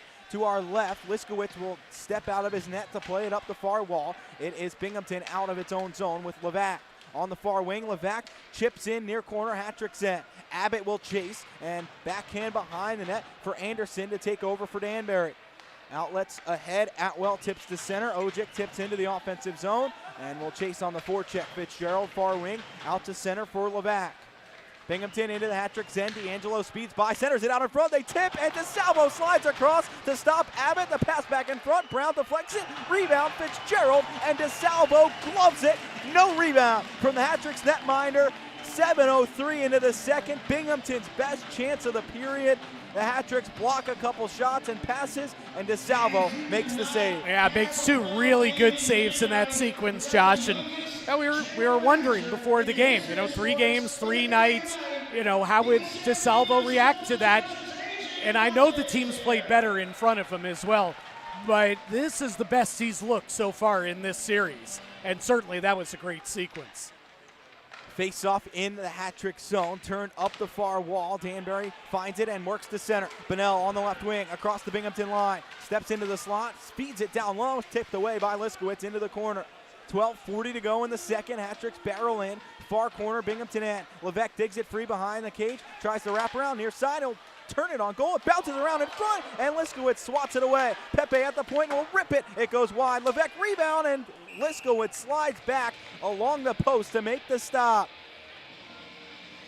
Go from one end to the other with hectic moments in front of the net. Liskowitz able to match DeSalvo and make the save on Levesque. Yeah, boy, Danbury's really had a host of shots where they've gone up high and wide off the glass. The latest there from Pepe. He might have had a little bit more time to set up the shot he wanted. He probably could have skated in a little bit more. But he rifled it off the glass, but it still led to, a chance afterwards. And Liskowitz was challenged, and he made the save. as he works his way into the game, coming on in relief. Near circle, Hat-Tricks win the draw. Gallagher fires wide. It bounces back for Kirkby to tip out to center. Gallagher will race back for it. 12:15 to go in the second. Hat-Tricks up 4-1, game 3 of the 3-game series in Danbury tonight for the final game of this series. Tom Mealy left circle down low for Steve Mealy behind the net. Takes it out far wing, 12 to go in the second. Hat-Tricks up 3. Mealy cut off by 2 Black Bears, and Jurich will take over. The outlet ahead, Sherman out of his own zone, and up the right wing, Fitzgerald across the Hat-Tricks line, crushed into the wall by McDonald, turned to the front of the net, and Gallagher will tip to center. Back into the Hat-Tricks end, Gallagher plays out to the neutral zone. Anderson will put toward the slot, but it's knocked away from Kuznetsov, and back in. Kuznetsov still offside and doesn't realize it, lays a hit, and they'll call the offside against Danbury. 11:33 left in the second. 4-3 Hat-Tricks, and really that Binghamton had the one flurry, but besides that, the Hat-Tricks have done a really good job limiting the Black Bears. Yeah, and you wonder at what point, we're almost halfway through the game here, you start to see a little bit more desperation from Binghamton, similar to what we saw from Danbury last night. You got to feel that there's going to be a push coming. Hat-Tricks in their own zone with Anderson to take. He'll win it back for Brown near corner. It's up the wall for Ojic to turn out to center. Right side, Bronner into the Binghamton end, far wing, back to the near corner. Ojic dumps it behind the net. Bronner chases around in the other corner. Far wing, he'll drop back in down low for Anderson. Knocked away from him. Bronner in his skates at the circle, dumps it around behind the net. Atwell charges in near wing, will play it at the circle. He's upended, and Binghamton plays out to center. Hat-Tricks forced the turnover in the neutral zone. Anderson can't get back into the offensive zone. Levac back into the Hat-Tricks end. Turned around as he lost the puck. Brown unable to clear. It's into the corner. Abbott skates. He couldn't get the puck out, and played out to center by the Hat-Tricks. 10:45 to go in the second. Tipped into the Hat-Tricks end to our right. Oliver will chase behind the cage for Danbury, and the Tricks move out to center. Levesque all alone, 1-on-4, will play it toward the slot off a body. It bounces to Bunnell at the left point. He keeps in, and the Hat-Tricks will turn it down low. Behind the Binghamton net, Pekarski will take over on the far wing. Backhands up the wall, kept in by Pepe at the point. Slides it across the blue line. Ruiz will chase on the near wing. Backhand down low. Has Levesque in the corner. Back up top to Bunnell. Fans on the shot. The blast from Ruiz, blocked by Newberg. That stung him, and Binghamton will carry ahead. Strom across to Newberg, and across the Hat-Tricks line. Strom can't handle it, and it's backed out to center by Danbury. Bunnell back into his own end. Off to the right wing, Gallagher racing through center. Tips it by Yarwood and into the offensive end. Down below the net, Garrett Gallagher will look in front and has Tom Mealy at the circle. Up high, turning, firing off of Liskowitz wide of the net, and back in the corner, McDonald pinches to keep it down low. Levesque with his back to the back of the Binghamton net will be sealed against the boards by Pekarski. Two aside, dig away at the puck. Behind the Binghamton net, 9:30 to go in the second. Past the halfway point of regulation in game 3. The Hat-Tricks up 4-1. A Binghamton player goes down. It's Ivashkin, and the penalty is called. Tom Mealy reared back with the elbow, and he caught Ivashkin in the face. Well, the Hat-Tricks will head to the Cypress penalty kill when we come back. It's 9:23 left in the second. Hat-Tricks up 4-1.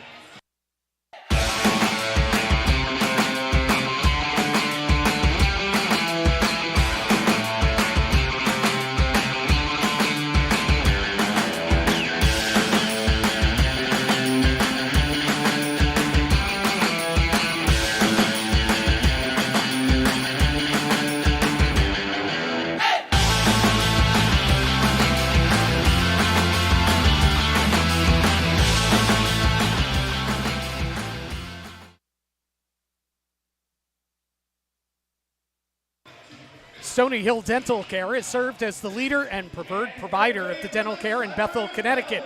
Go see Dr. K. He'll make you look like $1,000,000 and feel like it too. The official team dentist of your Danbury Hat-Tricks. And an ill-advised penalty there in the midst of a really good job just working the clock, pinning the puck deep in the offensive zone by Levesque and Tom Mealy. And Mealy didn't like the fact that he got hit from behind a little bit by Ivashkin.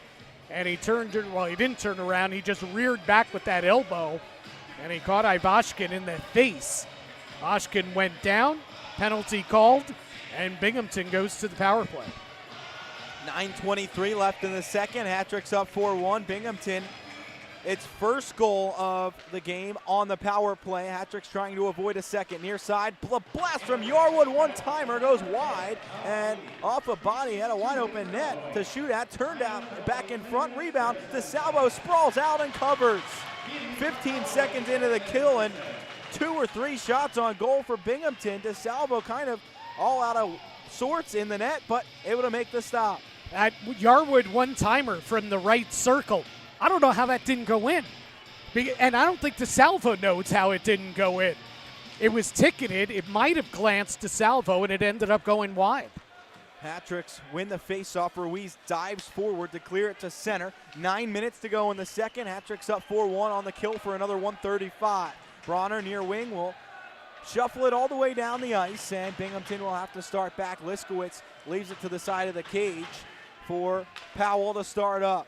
Kirkby through center, stopped from behind by Bunnell into the Hat-Tricks end. Jurich has the puck all the way across. Powell left side, far circle in the Hat-Tricks zone. Binghamton on the power play for another 112. 8.5 to go in the second. Hat-Tricks up 3. Yarwood right point, fans on the pass. Bunnell tips it to center, will race forward and trying to crash in to win the puck in front of the Hat-Tricks bench. He couldn't get there. Levesque in the neutral zone will take over. Back into Ojic across the Binghamton line and turned away at the circle and work it down low. 50 seconds left on the Binghamton power play. 8:10 left in the second. Hat-Tricks with 40 seconds left on the kill. Binghamton back into the Hat-Tricks end. Hat-Tricks up 3. Powell at the point, across left side. Jurich, the wrist shot zips high and wide off glass, out of play behind the Hat-Tricks net with 7:57 left in the second. 34 on the kill. Been a pretty good kill so far, keeping, for the most part, Binghamton out of the offensive zone. So this face-off here will be in the zone to the right of Pete DeSalvo. Talked about puck possession before the game. Danbury has really possessed the puck much more tonight. Binghamton takes the draw. Turner fires from the point. It's deflected in front side of the net. Binghamton couldn't find it. Taken in the corner from Strome. Comes out in front. The shot saved by DeSalvo off to the corner boards. Strome has it back to the point. 15 to go on the power play. Turner down to the far circle. Jurich all the way across near wing. Fitzgerald bobbles and the Hat-Tricks clear. Oliver all the way down. Danbury will change on the PK with 5 seconds left on it. McDonald in the neutral zone, plays ahead to Steve Mealy. He kicks it into the zone, and Tom Mealy gets out of the box. Hat-Tricks get the big kill. Still up 4-1 with 7:15 to go in the second. Brown settles in his own end, turns it up the wall. Kuznetsov chips ahead, cannot get out. Fitzgerald left wing in the Hat-Tricks end, dumps down behind the net. Steve Brown there for the Hat-Tricks, pins it against the wall, and 2 Black Bears converge on him. Steve Mealy comes in to help. Binghamton comes away with the puck. Strome into the corner. It's knocked away to the far wing. Kuznetsov there for Danbury. Outlets to Tom Mealy. In the neutral zone, he gains the red line, dumps in into the far corner. Kuznetsov crashes in, and Pekarski intercepts before the Hat-Tricks could get there. His outlet behind Sherman. He goes all the way down and will be icing against Binghamton with 6:42 left in the second. The Hat-Tricks get a much-needed penalty kill to stay up 3. Yeah, that was a really good penalty kill. Probably one of their better ones of the series so far, though. DeSalvo did get called upon. A couple flurries in there. And again, I think this is, obviously the numbers will tell you it's been his best game of the series, but I think he's looked much sharper tonight than he did in the first 2 games. He made a few big saves in both of the first couple of games, but I think he'll tell you that he didn't play his best. The Hat-Tricks are in game 3, and he seems to be playing pretty well tonight for Danbury. In the near corner, Hat-Tricks send a Binghamton player upended, but it is played out to center and into the Hat-Tricks offensive zone. Levesque will turn it off to the far wing. Pekarski turns up the wall and out at center. Gallagher on the near wing in his own end across to Pepe and the outlet to Ruiz. Touches forward. He'll catch up to it himself into the offensive zone. The zip on goal. Blocker down by Liskowitz. Into the corner. Ruiz barging in and wins the puck to Levesque. Looking out in front on his backhand. Will take it in the corner and play back behind the net. He's sealed off into the wall. Ojic digs it free into the corner. Backhand out in front. Liskowitz will cover up. 5:47 to go in the second. 4-1 Hat-tricks on top. So far, Liskowitz looks like he's faced 7 shots, but really not a lot of high danger shots. Maybe that one chip shot in front after Kuznetsov clanged one off the glass. So he's been able to kind of ease into this game as the faceoff will come to his left. Far circle, Hat-tricks offensive zone to our left, and it is won by Danbury. Turned toward goal by McDonald. It's blocked by Binghamton and carried out by Jurich. Turner into the Hat-tricks end. Far wing to Salvo out of the net. A good bit to play it behind the net, and it is Gallagher who will take over for the Hat-tricks. Right to left through center, it is Bronner up the far wing. Ojic tips in to the offensive zone. Anderson crashes into the end wall in the corner. Blahlar there for Binghamton. Hat-tricks kick it free but cannot control. Kirkby will shovel out on the backhand at center. Brown to a knee to keep it alive, and trying to shield it, will get it forward toward the Binghamton zone. Bronner lays a hit and takes the puck into the offensive zone. Turns back, drops for Anderson, turns on goal, and it's kicked away with the right skate by Liskowitz. Back out in front, one-timer, and Ojic is stopped, rebound in front. Bronner stopped again, turned to the wall. Up the wall and out by Binghamton. Down into the Hat-trick zone. Brown will retreat. 4:45 to go in the second. Hat-tricks up 4-1. Banking all the way to center. Brown all the way down. Liskowitz out of the net. Turns up the near wall. Mealy will try to shoot from the wall. Fanned on it. Takes it down low. Tom back for Steve on the near circle. It's intercepted. Strom out to center. Sherman against the red line, left to right, and dumps in onto Salvo, who will cover it up in front of him and hold on for a whistle. 4-1 Hat-tricks, 4:26 left in the second. Game 3 of the FPHL quarterfinals.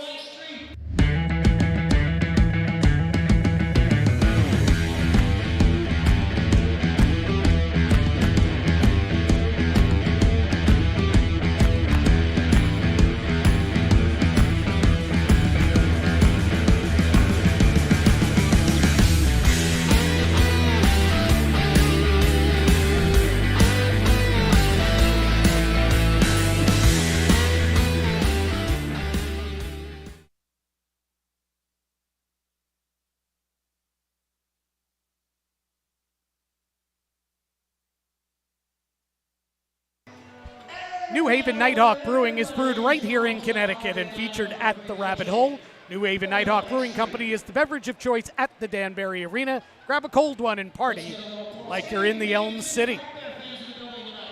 You got a good feeling so far here for Danbury that they're in control of this one.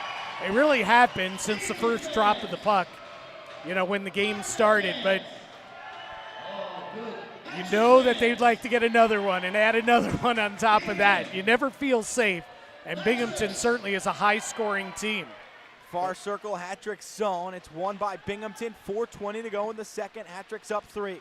Taking it up high is Strom. Down low, off a stick, up and out on the shot from Powell.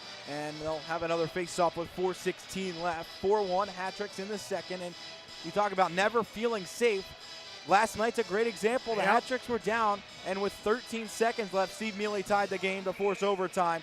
The Hat-tricks have to remember that they were on the other end of that. They want to make sure they don't become the team that blows that lead late in the third. It's game 3. Hat-tricks looking to move on to the semifinal round. It's Pepe behind his own net, turns it up the far side. Strom looking out in front. Vanderwilt turns and can't get the shot away. Along the far board, Strom back to the point. Powell walks in from the left circle and will wrist it off a body into the corner. Steve Mealy takes it off the wall there and will chip up high off the glass. It bounces all the way down into the Binghamton zone. Kuznetsov chases in on Fitzgerald, who turns up the wall and will play out to center. Tip toward the Hat-tricks end, and it is Steve Mealy backhanding across for Gallagher. Banks up the wall. Tom Mealy tips into the offensive zone. 3.5 to go in the second. Hat-tricks up 3. Game 3 of the FPHL quarterfinals, best of 3 series.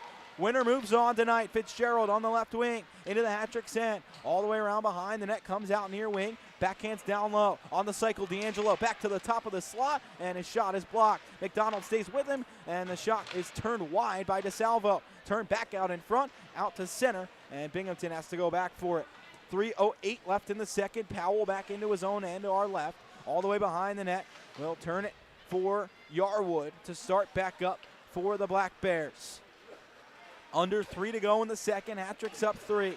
Black Bears on the left wing. D'Angelo to center. Lost control. Ruiz pushes forward. Levesque tips into the offensive zone. The Hat-tricks will change lines. Binghamton from its own end. The outlet from Pekarski tipped into the zone by D'Angelo. Sealed off by Brown at the circle. The puck is free. Binghamton finds it. Abbott down low behind for Levac up the far boards. Levac will turn and dump down low in the corner.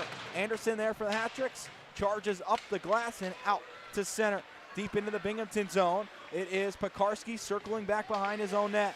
Up through the neutral zone. Brown intercepts at his own line. Shovels to center. Anderson settles and back into the hat-trick zone. He'll carry it. Backhands off the boards. Back to the neutral zone. Yarwood takes over there for Binghamton. Dances by into the hat-trick's end. Steve Brown intercepts and back out to center. Fitzgerald, or rather Pekarski, into the hat-trick's end, zips it wide, and Bronner on the rebound for the Hat-tricks will turn ahead behind Anderson out to center, but Binghamton tips it right back into the Hat-trick's end. Jurich barges in on the near wing. Brown deals with him and turns it up the wall, out to center. It bounces all the way down, and icing waved off against Danbury. 1:45 to go in the second. Hat-tricks up 4-1. Game 3 of the quarterfinals. Danbury trying to move on to the semis and play the Columbus River Dragons. Have about 21 and a half minutes to try and hold a 3-goal lead. In the near wing of the hat-trick zone, it's played toward the slot by Binghamton, and Oliver intercepts and clears. Turner back in his own zone will cut by in the near corner, play up the wall for Jurich, who cycles back for it. The outlet on the left wing, Boilar across the red line and chips in wide of DeSalvo, who tips it into the corner. Pepe will control. 1:08 to go in the period. Hat-tricks on the long stretch looking for Ruiz into the zone. He backhands across Kuznetsov, settles bottom of the far circle, dances behind the net. Banks it to the point, a minute left in the second. Hat-tricks up 3. Bunnell down into the corner, lost control. Jurich will play ahead. Turner out of the Binghamton zone. Kirkby with 50 seconds left in the period, chips into the hat-trick's end. McDonald crashes in, steers up the wall, and will chip it off the glass. Glove down by Levesque in the neutral zone, chopping it across near wing. Bunnell on the touch pass. Ruiz into the offensive zone, left side, drops back for McDonald, plays toward the slot, tip down low. McDonald gloves it back down at the slot, right circle, backhand all the way across. Look for Ruiz, who is at the back door, but it's Binghamton intercepting and carrying across the other way. Gallagher stops it at the hat-trick's line, bats it forward. The Hat-tricks find it and play to the neutral zone. 15 to go in the period. Ruiz back to Ojic on the top of the zone. It doesn't get to him, and Levac carries into the Hat-trick's end. He mishandles. McDonald will play ahead and all the way into the offensive zone. Levac chasing 5 seconds in the period. Looking out in front. One-timer. Ojic couldn't get a good stick on it. Powell able to intervene again, stopping a great Hat-tricks chance. Liskowitz covers with 2.1 to go in the second. Wow, that could have been the hat trick for Ojic, and it could have been the real dagger, that Danbury would have provided here to Binghamton. I mean, with 2.1 seconds to go in the period, if they had taken a lead of 5-1 with 20 minutes to play, you would have to feel real good about that, but they did not. As Ojic healed the shot, he didn't get good wood to it at all. Binghamton wins the draw to end the period behind its own net. The Hat-tricks in Game 3 will head to the final period up 4-1. 20 minutes separating the Hat-tricks from a date with the Columbus River Dragons in the league semifinals. And the Hat-tricks, after 2 periods, these probably their most complete 2 periods in a single game throughout this series, and they're up 4-1 because of it. Yeah, absolutely. And it's the best game that they've played really in the last couple weeks. They kind of were uneven, a lot of injuries, guys in and out of the lineup the last couple weeks of the season. And maybe it's just taking a few games here as a cohesive unit to to find their collective game together. And of course, listen, don't forget, they're still missing Dowda and Gesso tonight, and they're playing such a complete team game tonight. Very, very impressed through 40 minutes, but there are still 20 minutes to go, and you got to expect that Binghamton's going to have a push in the third period. 9 different Hat-tricks have points in this game through 2 periods. It's 4-1 Hat-tricks, and that push is coming in the third period from Binghamton. The Black Bears season on the line, down by 3. Headed to the third. We'll have an intermission report coming up.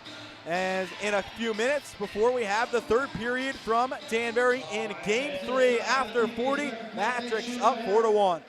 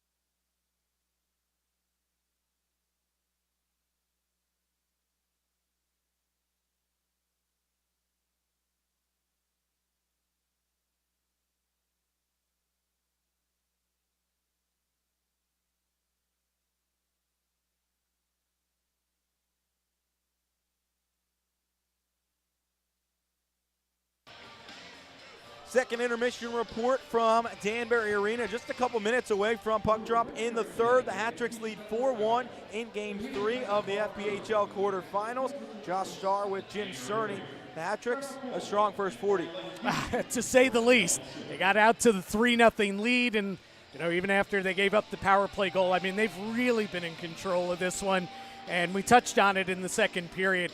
It has been top to bottom. Everybody has contributed out there today. It's not one guy leading the charge. It's not one line. It really is everybody. It's a complete team effort so far. With the effort, the energy, the commitment to defensive play in front of goaltender Peter DeSalvo, and as we touched on too, DeSalvo playing his best game of the series. But this one's been all Danbury, but the push is coming from Binghamton. They're too good a team, and you expect them to come out hard here in the third period. Danbury's got to be ready for it. Scoring summary for tonight's game. Steve Mealy started the scoring at 4:31 of the first. It was the first of 3 straight Hat-Tricks goals to open the game in the first period. Tobias Ojic and then Johnny Ruiz added the other 2. Binghamton answered with Tyson Kirkby to end the first. The Hat-Tricks led 3-1. Only 1 goal in the second. It was Ojic's second of the night, third of the playoffs in 2 games for the rookie. And the Hat-Tricks lead 4-1 into the final period. We'll step aside, and then we will have the third period coming up next on the Hat-Tricks YouTube. 20 minutes for the Hat-Tricks to try and move on.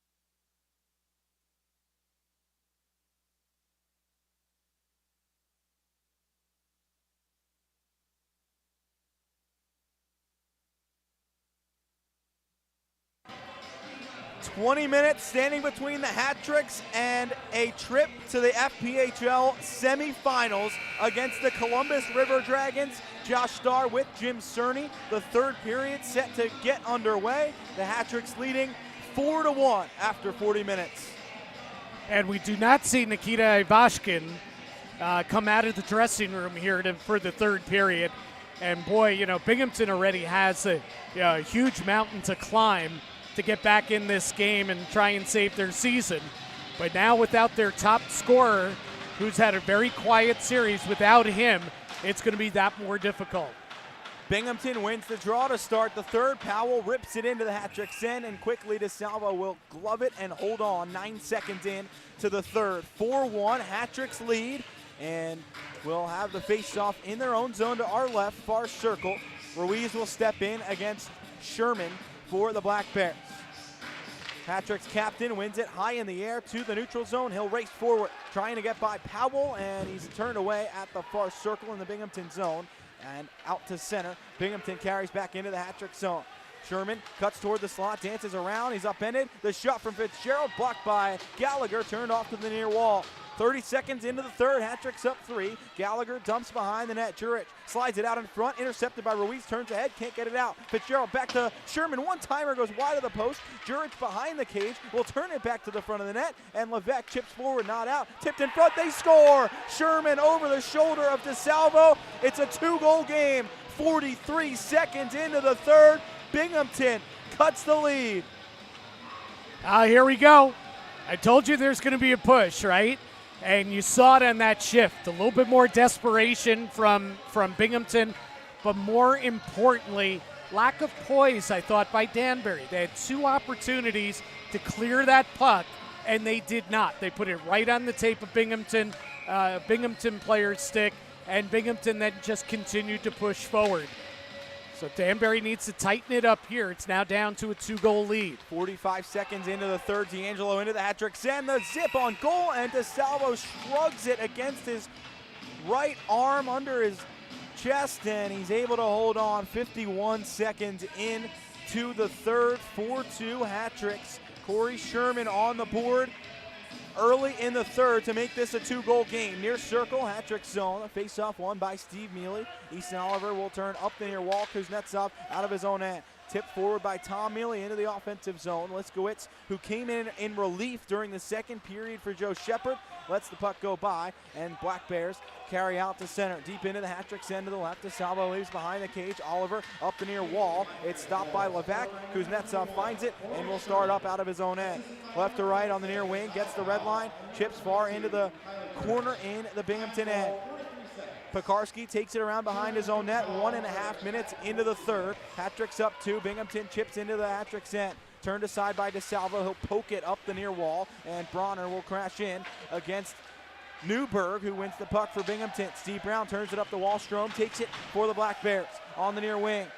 It is played out to the front of the net. Lazaro intercepts and will turn up the far side. Chipped up and out. Hat-trick's fans trying to get some energy into their team to start the third after giving up the early goal. Vanderweel on the left wing, cuts toward the front of the net. It's swatted away by Brown. Turned back out in front. Turn to the blast. It's blocked by Ruiz. One-timer again. Bronner slides out to block it, and Newberg shoves it wide. Back at the point, Turner down low. Lazaro intercepts and clips up and out. Ojic in on a breakaway into the offensive zone between the circles. Cuts across the shot wide of the net. Into the near boards. Ruiz trying to take a shot. It is blocked, and the net may be off in the Binghamton zone. 2:19 into the third. 4-2. Hat-trick's leading, and almost a hat-trick for Tobias Ojic. Yeah, and he just didn't put it on net. Shot it wide, but at the other end of the ice, how about the efforts from first Ruiz and then Bronner going down and eating some rubber in front of their goaltender? I talked to Dave McIsaac before the series. What's different about playoff hockey? He said you have to sacrifice the body. The hat-trick's doing it on that shift. Gallagher on the near point will shoot. It's blocked by Kirkby, and Binghamton carries out. Sherman with the early goal in the third carries into the hat-trick's end, and it's turned wide of the net. Behind the cage, the hat-tricks chase after it, far wall. Powell dumps down low. McDonald flags it down, chips up the wall. It goes all the way down and out into the Binghamton zone for an icing. 2:40 into the third. Hat-tricks lead by 2, and not a great start to this third for Danbury. Yeah, they've looked so good through the first 40 minutes. Poised and confident and, being puck possession team, controlling the play, dictating the action. Hasn't been that way in the first couple minutes of the third period. Binghamton wins another draw. Powell at the point will turn it wide. It's tipped by Sherman into the far corner. Behind the net, the hat-tricks take over. McDonald turns up the far wall. Bonnell cannot get out. Kirkby circles around on the far hash marks. Feeds Sherman, high slot, the shot. Turned in front, saved by DeSalvo. Kicked it away again. Turned back in front by Jurich. It goes out to center. DeSalvo turned around, able to kick it away. Jurich was below the goal line, couldn't get a shot off. Elected the pass, and it goes out to center. Jurich right back into the hat-trick's end. Turns into the near corner. Steve intercepts and will shovel out on the backhand. Tom will chase into the offensive zone. In the near corner, shovels behind the net, and Kuznetsov dinks it back down behind the cage for Binghamton to play out. Pepe settles in the neutral zone. It comes across near wing. Kirkby hammers into the hat-trick's end. 3.5 into the third. Hat-trick's up 4-2 in game 3, and offside is called against Binghamton deep in the hat-trick's end. 3:35 into the third. So it's interesting. I've worked a long time in hockey, long time in the NHL, and I've seen this so many times in playoff clinching games where the team that's about to clinch, that third period or whatever, their game changes. Whatever they were doing for the first 40 minutes or whatever really well, all of a sudden they stop doing it. Oh, we got to cling to the lead. We got to hold on to the lead. And I think we're seeing a little bit of that here in the opening minutes of the period, coupled with Binghamton obviously playing with more pressure and more urgency to their game. Black Bears chip ahead. It's gloved down by Kuznetsov, and Oliver back in the neutral zone plays ahead. Steve Mealy dumps into the offensive zone. Just about 4 minutes into the third. Hat-trick's up 2. Binghamton turns up the near wall. D'Angelo will turn out to center. On the near wing, it's Levac across far side. Yarwood across the hat-trick's line. Into the far corner. Jumps behind the net and turns around back to the other wing and back near side, backhand out in front. Abbott, the blast blockered down by DeSalvo into the corner. Hat-tricks dig away at the puck. It's Anderson who chips to center, and it is played up to the neutral zone. Yarwood flies it right back into the hat-trick's end. High off the glass behind DeSalvo in the corner. Oliver finds it for Danbury. Up the near wall. Bronner sealed off there. Works the puck up to the top of the zone. Can't get it out. The shot from Powell blocked by Oliver. Turn behind the net. Lazaro springs forward. Ojic out of the hat-trick's end. On the red line. Carries across the Binghamton line. Will zip on goal. Liskowitz gloves and he'll hold on. 4:42 into the third. Hat-trick's up 4-2. An offensive zone draw coming, and the hat-tricks trouble getting out of their own end in this third period so far. Yeah, how do you handle the momentum swings, right, Josh? Well, this is a big momentum swing now. Binghamton's come out, they're skating, they get an early goal. Now they're playing with a little even more urgency, confidence. Danbury's got to take back that momentum. Hat-tricks trying to with the top line on the ice. It's one back to the point. Gallagher down low, but Binghamton intercepts and clears all the way down. DeSalvo will bank it behind his own cage. 5 minutes into the third. Hat-tricks back out to center. Bunnell shoulders it down into the offensive zone, and Fitzgerald will take over for the Black Bears. Up the left wing, banks it forward to himself, chases in, Gallagher intercepts, back down into the Binghamton zone. It goes for an ice against the Hat-tricks. 5:13 into this third period, and a 4-2 Hat-tricks lead in game 3. Hat-tricks looking to move on to the semifinals. We'll be back in just a few moments. Hat-tricks up 4-2.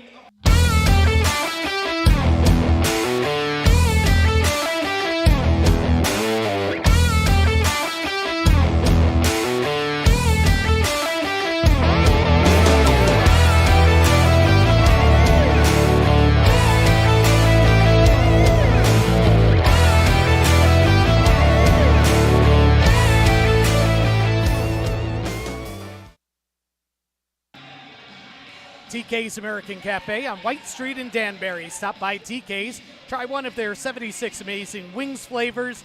www.tksamericancafe.com. And usually when a team is on their heels and the other team's taking it to them, you see what we've seen in the early going of this period. That's what, 3 icings already against the Danbury Hat-tricks, who are being outshot 7-0 to start the third period, 5:13 in.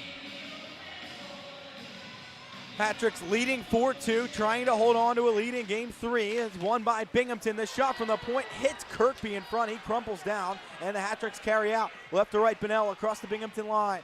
Drops back for Gallagher, right side. The shot on goal, gloved by Liskowitz, and neither goalie taking any chances in this third period. 5:26 in, Liskowitz holds on. Hat-tricks up 2. Yeah, it's a fine line if you're Danbury. You want to keep doing what you've been doing so well through the first 40 minutes, but you want to be smart too. You don't want to take crazy chances and everything. They got to find the happy medium here, and also understanding that they got to weather the push by Binghamton. Far side, Binghamton through the neutral zone. Sherman across the Hat-tricks line, leaves for Kirkby. He overskates, and Lazaro will move to center. 2-on-1 for the Hat-tricks. Has Tom Mealy on his left. Lazaro across the offensive line is caught from behind by Yarwood, and he pokes the puck into the corner. Binghamton takes over in the far boards. Jurich up to the left wing for Boislar, and he will skate to center. Chips ahead for Sherman, who dumps into the Hat-tricks end. On goal, DeSalvo leaves it for Lazaro in front of the net. Brown, 6 minutes into the third. Hat-tricks up 2, will outlet to Steve Mealy, who chips forward into the offensive end. Binghamton finds it at the blue line. Jurich into the Hat-tricks end, far side. Stopped by Pepe, turn behind the net for Oliver. The Hat-tricks break out to center, tipped by Steve Mealy, and it goes down into the Binghamton zone. 6:20 into the third. Hat-tricks up 4-2, game 3. Powell chips into the Hat-tricks end, side of the net. DeSalvo will play it up the wall. It chips to center off the stanchion, and Fitzgerald will settle in the neutral zone. 6.5 into the third. Hat-tricks up 2. Anderson intercepts a pass in the neutral zone, steers on goal, tipped away by Liskowitz. Into the corner, Fitzgerald up the far boards. Crashed into is Levac by Bronner, and he'll turn the puck forward. Abbott upended Anderson along the far side. Anderson kicking the puck free for the Hat-tricks, but Binghamton finds it. Levac out to center. Abbott up the right wing across the Hat-tricks line. Right circle out in front, looking for Fitzgerald. The shot, hard angle. It goes up and over, out of play. 7 minutes into the third.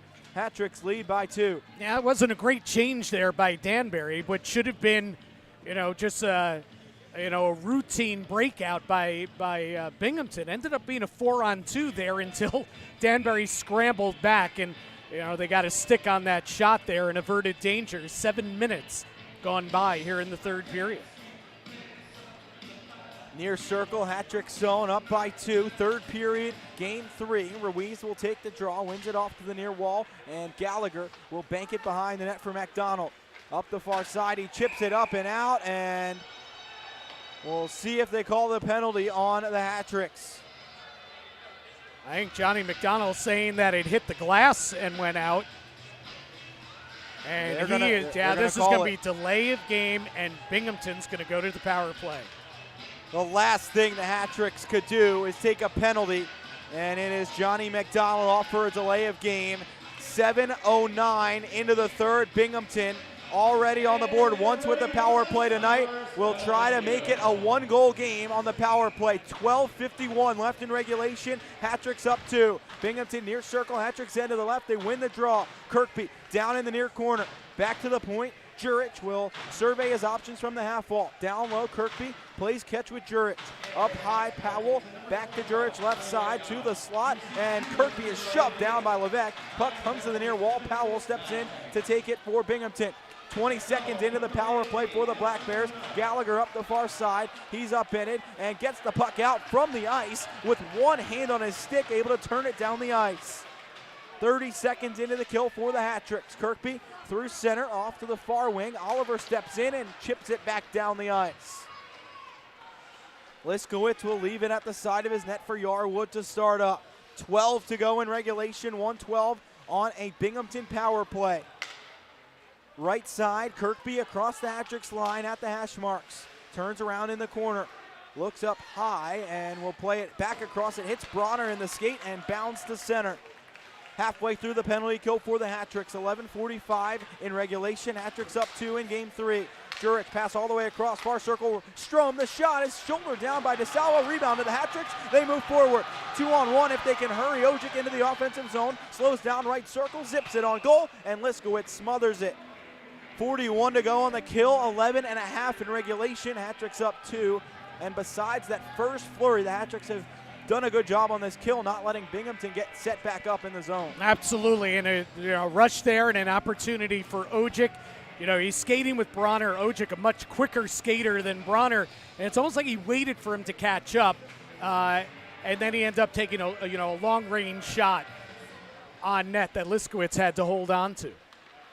Binghamton wins the draw out of its own end, turns to center. Hat-tricks dump it right back into the Binghamton zone. 30 seconds left on the Black Bears power play. Up the near wing, Fitzgerald across the hat-tricks line, tips in deep. Behind the net, Gallagher charges back to intervene into the corner, has the puck pinned under his skate blade. Anderson swats away at it up the wall, and Jurich intercepts. Tipped away by Gallagher in the corner, trying to work up the boards, and it's kept down low by Binghamton. Corey Anderson takes over for the hat-tricks. 11 to play in the third, and he'll turn it all the way down the ice. In 3 seconds, McDonald out of the box. The hat-tricks get the kill in the third, a huge one, to hold on to a 2-goal lead with 10:45 left. Ruiz out to center. Levesque into the offensive zone. Left circle, turning around, feeds it toward the front of the net.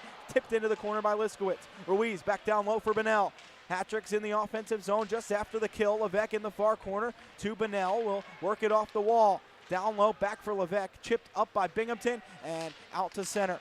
D'Angelo can't hold on. Bunnell back into the offensive zone. On the backhand, Turner gloves it down, and will start back for Binghamton. Right to left, through center ice. Turner across the center ice circle, and is stopped at the hat-tricks line. Steve Mealy up the near wing, will sneak by Powell into the offensive zone and dump in deep. D'Angelo takes over for Binghamton. 10:05 left in regulation. Hat-tricks up 2. Binghamton through the neutral zone. Pekarski across the hat-tricks line. Shovels on goal. Blocked down by DeSalvo. Off to the boards. Near side for Steve Mealy, who will play it up and out to center. Taking a hit as he dumped it out. Able to work it into the Binghamton zone. Powell takes it over for the Black Bears out of their own end. Jurich across the hat-tricks line. Cycles to the far side. It flags down to Levesque. The shot from Kirkby in front. DeSalvo smothers it in front. He almost gave up the rebound, but he found it and covered up. 9:40 left in regulation. The hat-tricks remain up 2 after a big penalty kill.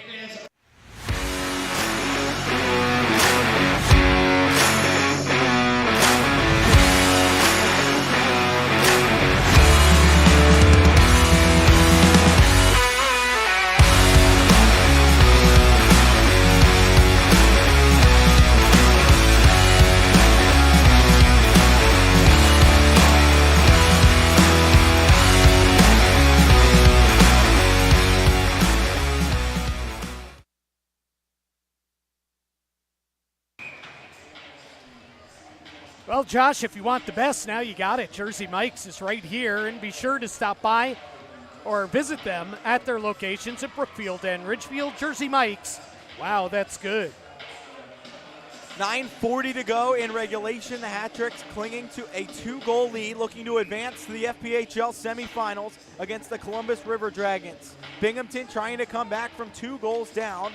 Currently, it was 3 goals down to start the third. Binghamton wins the draw. Shot from Powell, tipped wide. Then DeSalvo had to make a piece on that to get it off to the side of the net. It's chipped out to center by the Hat-Tricks. 9.5 left in regulation. Hat-Tricks up 2. Brown in his own end behind the net to our left will turn up the wall. Ojic tips the center, and Binghamton will settle with Powell dropping down on a rolling puck in his own zone. Stops at the circles in his own end and dumps it to center. Anderson flags it down for the Hat-Tricks. Right back in on Liskowitz, who steers it away to the side of the net. Powell back up the near wing. It is out of the reach of Jurich. The Hat-Tricks take over in the neutral zone. Ruiz blasts back into the offensive end. Ojic on the far corner at the hash marks. Turns down low behind the net. Takes a Karen behind. Ruiz will find it for the Hat-Tricks. Sneaking his way into the far corner. Turns up to the circle. Cuts to the front of the net. He's upended. It will be a penalty on Binghamton. A hold spotted as Ruiz kept the legs moving and worked his way toward the circles, drawing the penalty. The Hat-Tricks head to the Ferrer Electric power play with 8:45 left in the third period. Up by 2. It's Corey Sherman off for a hold. And indeed, it's the Ferrer Electric power play. You know, if you need power, Pete is going to light you up. Dependable, reliable, and services you can trust. Pete Ferrer and his team get you the juice to turn you loose. Light them up. FerrerElectricLLC.com. 0 for 1 tonight. The Hat-Tricks on the power play. Binghamton has had 5 chances, just the second for the Hat-Tricks. They win the draw. McDonald fans on the pass, and it's out to center. Ruiz back into the offensive zone. A chance for the Hat-Tricks to extend the lead back to 3. Near corner, Levesque in the offensive zone to our right. 8.5 to go in regulation. 1:45 left on Hat-Tricks power play. Levesque turns down into the corner. Ruiz takes it behind the net. Banks up to the point. Gallagher on the far wall, slides across the blue line. McDonald turns on the backhand and steers it down low behind the cage. Levesque out in front. Bunnell shoves it on, and it's over the net and wide. Out of play. Not sure if Liskowitz got a piece of that or Bunnell just shot it up over the bar. The Hat-Tricks with 1:28 left on the power play. 8-12 to hold a 2-goal lead and move on. I like the forecheck that led to the penalty being called, that led to the power play. And you called it perfectly. Ruiz kept his legs moving, and that's what drew the penalty. It says he wouldn't give up on that puck. He will take the draw with 1:28 left on the power play. Binghamton wins it. Levesque back to Powell, who will clear all the way down. 8:05 left in the third. Hat-Tricks ahead by 2 with 1:15 left on a power play. Looking to move on to the FPHL semifinals this weekend. Gallagher left to right, out of his own end, across the red line, chips into the offensive zone. Ruiz down to the far circle, turns around in the corner. He's upended. The puck hops to Levesque. Down behind the net. Will go on his backhand off to the near wing. Shovels back below the goal line, and it is cleared out by Powell. DeSalvo out of the net, behind into the Hat-Trick zone. Gallagher will retreat and retrieve the puck for Danbury. 45 to go on the power play. 7.5 left in the third. 4-2, Hat-Tricks on top. Game 3 of the FPHL quarterfinals. Zach Lazaro into the offensive zone. Cycles around behind the net. Hat-Tricks with 30 left on the power play. 7:15 in regulation, up 2. Turned down low by Pepe. In the corner, Steve Mealy. Behind the cage, it's intercepted, kept in by Lazaro at the point. Pepe back to the near circle. It is Tom Mealy. Pepe at the point, down low, past Steve Mealy, into the corner. Powell will chip off the glass all the way down. In on DeSalvo, he'll leave it and play it back through the neutral zone. Kuznetsov into the offensive end, left wing, will shovel down low. Tom Mealy side of the net, out in front. Pepe, it didn't get to him. Kirkby intercepts, and Sherman's out of the box. Hat-Tricks can't convert on the power play. Tom Mealy near corner, offensive end, 6:35 to go in regulation. The desperation is coming from Binghamton as they move up the ice into the neutral zone. Kirkby can't flag it down. Hat-Tricks shovel it back into the offensive end. Pekarski behind his own net, down 2, starts the Black Bears up the ice. Into the neutral zone, Bronner swats it back in to the Binghamton end. chipped by Corey Anderson, slowly making his way to the Hat-Tricks bench, hunched over as Johnny Ruiz carries into the offensive end, chips by into the corner. Turn out to the point. Brown can't keep it in the neutral zone. He'll take over and skate back into the offensive end. On the right circle, see Brown down low. Turns around in the corner, slides it below the goal line for Ojic. Back up high. Brown has to take over on the half wall. Down low for Ojic behind the net. Under 6 to play. Ruiz, far circle, rips it off the bar, and it goes out to the point. Levesque tipped in front. Ojic, it goes wide into the corner. Ruiz, oh so close to making it a 3-goal lead. Back in the neutral zone, Ruiz will dump back into the offensive end. The Hat-Tricks will change. 5.5 left in the third. Hat-Tricks leading by 2, looking to move on to the semifinals. Binghamton out of its own end from right to left. Pekarski through center, intercepted by Easton Oliver at the Hat-Tricks line. He'll chuck it down into the Binghamton end. 5:20 left. Liskowitz behind his own net will leave it for Powell, who circles around and will patiently wait to start another breakout for Binghamton. Black Bears up the right wing. Powell ahead to Newberg, shovels ahead toward the Hat-Tricks line. Vanderweel across the Danbury line. Newberg into the zone, right circle, the shot in front, tipped away by DeSalvo, rebound up to the point. Fitzgerald right side, Newberg, the shot kicked out by DeSalvo. Into the corner, Pepe finds it, ahead to Steve Mealy. It's in the slot, the Hat-Tricks can't get the puck. It bounces around and it's chopped to center by Steve Mealy. 4:45 left in regulation, Hat-Tricks up 2. Binghamton tips into the Danbury end. DeSalvo way out of the net in the corner. Will play it to the far wing. Pepe turns it up the wall. Tom Mealy backhands ahead and gets it out to center. Newberg takes over for the Black Bears. 4:30 left in regulation. Hat-Tricks leading by 2 in game 3, looking to move on. And Kuznetsov trips up Powell. It will be a penalty against the Hat-Tricks. 4:24 left in regulation. Hat-Tricks up by 2 and headed to the Cybers penalty kill after this.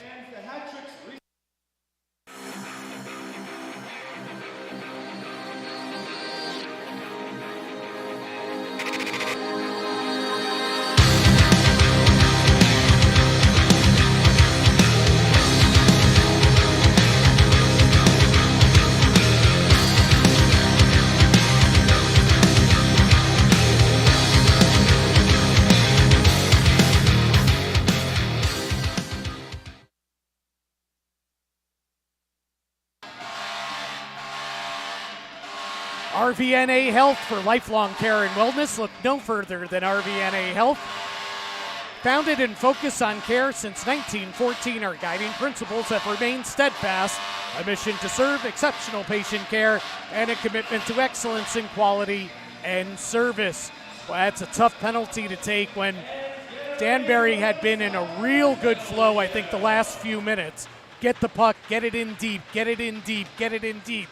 And the one time Binghamton comes the other way, Kuznetsov takes the tripping penalty. The Hat-Tricks starting a Cybers penalty kill near circle. Hat-Tricks end. 4:24 left in regulation. Danbury up 2, game 3, looking to move on. Binghamton wins the draw.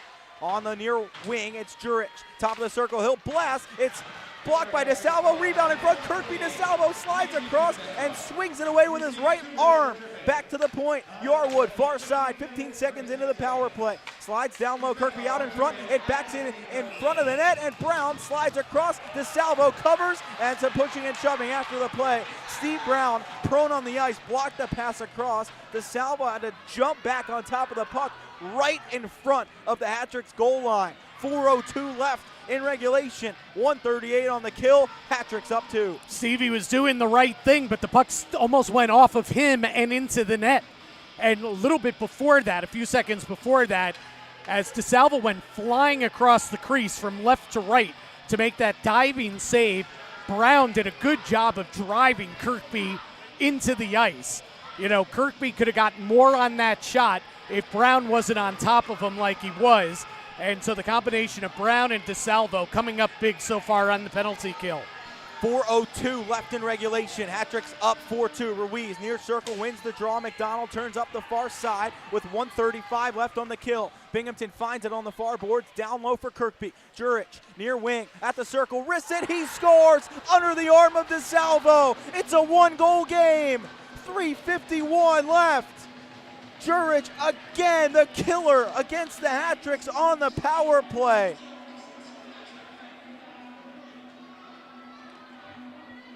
For Jurich, his 4th goal in the series and his 3rd on the power play, and none bigger than that one. It is a 1-goal game, and it is dead silent at Danbury Arena except for the music being played. Center ice face-off. Hat-tricks win it. Left to right. Gallagher dumps into the offensive zone. Anderson flags it down near circle into the corner. Back out in front. It's off a body, up and out behind the Binghamton net. 3:40 left. Hat-tricks up 4-3. 2 Binghamton goals in the 3rd after the Hat-tricks led by 3 into the final period. And Danbury holding on. Jurich, 3 assists in the opener, 3 goals in the second game, and a goal and 2 assists in this one. 9 points in the series. Hat-tricks with an offensive zone draw. Anderson can't win it against Levac. It's Powell back behind his own net.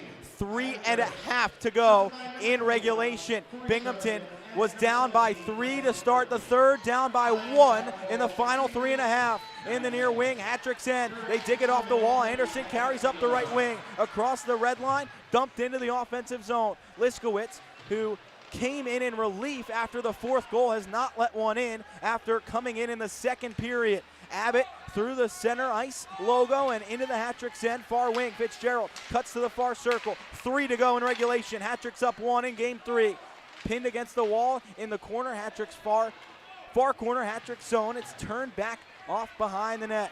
Back to the far wall. Steve Brown chases after it. He's pinned against by 2 Black Bears, and Kirkby comes away with it. 2:45 left in regulation.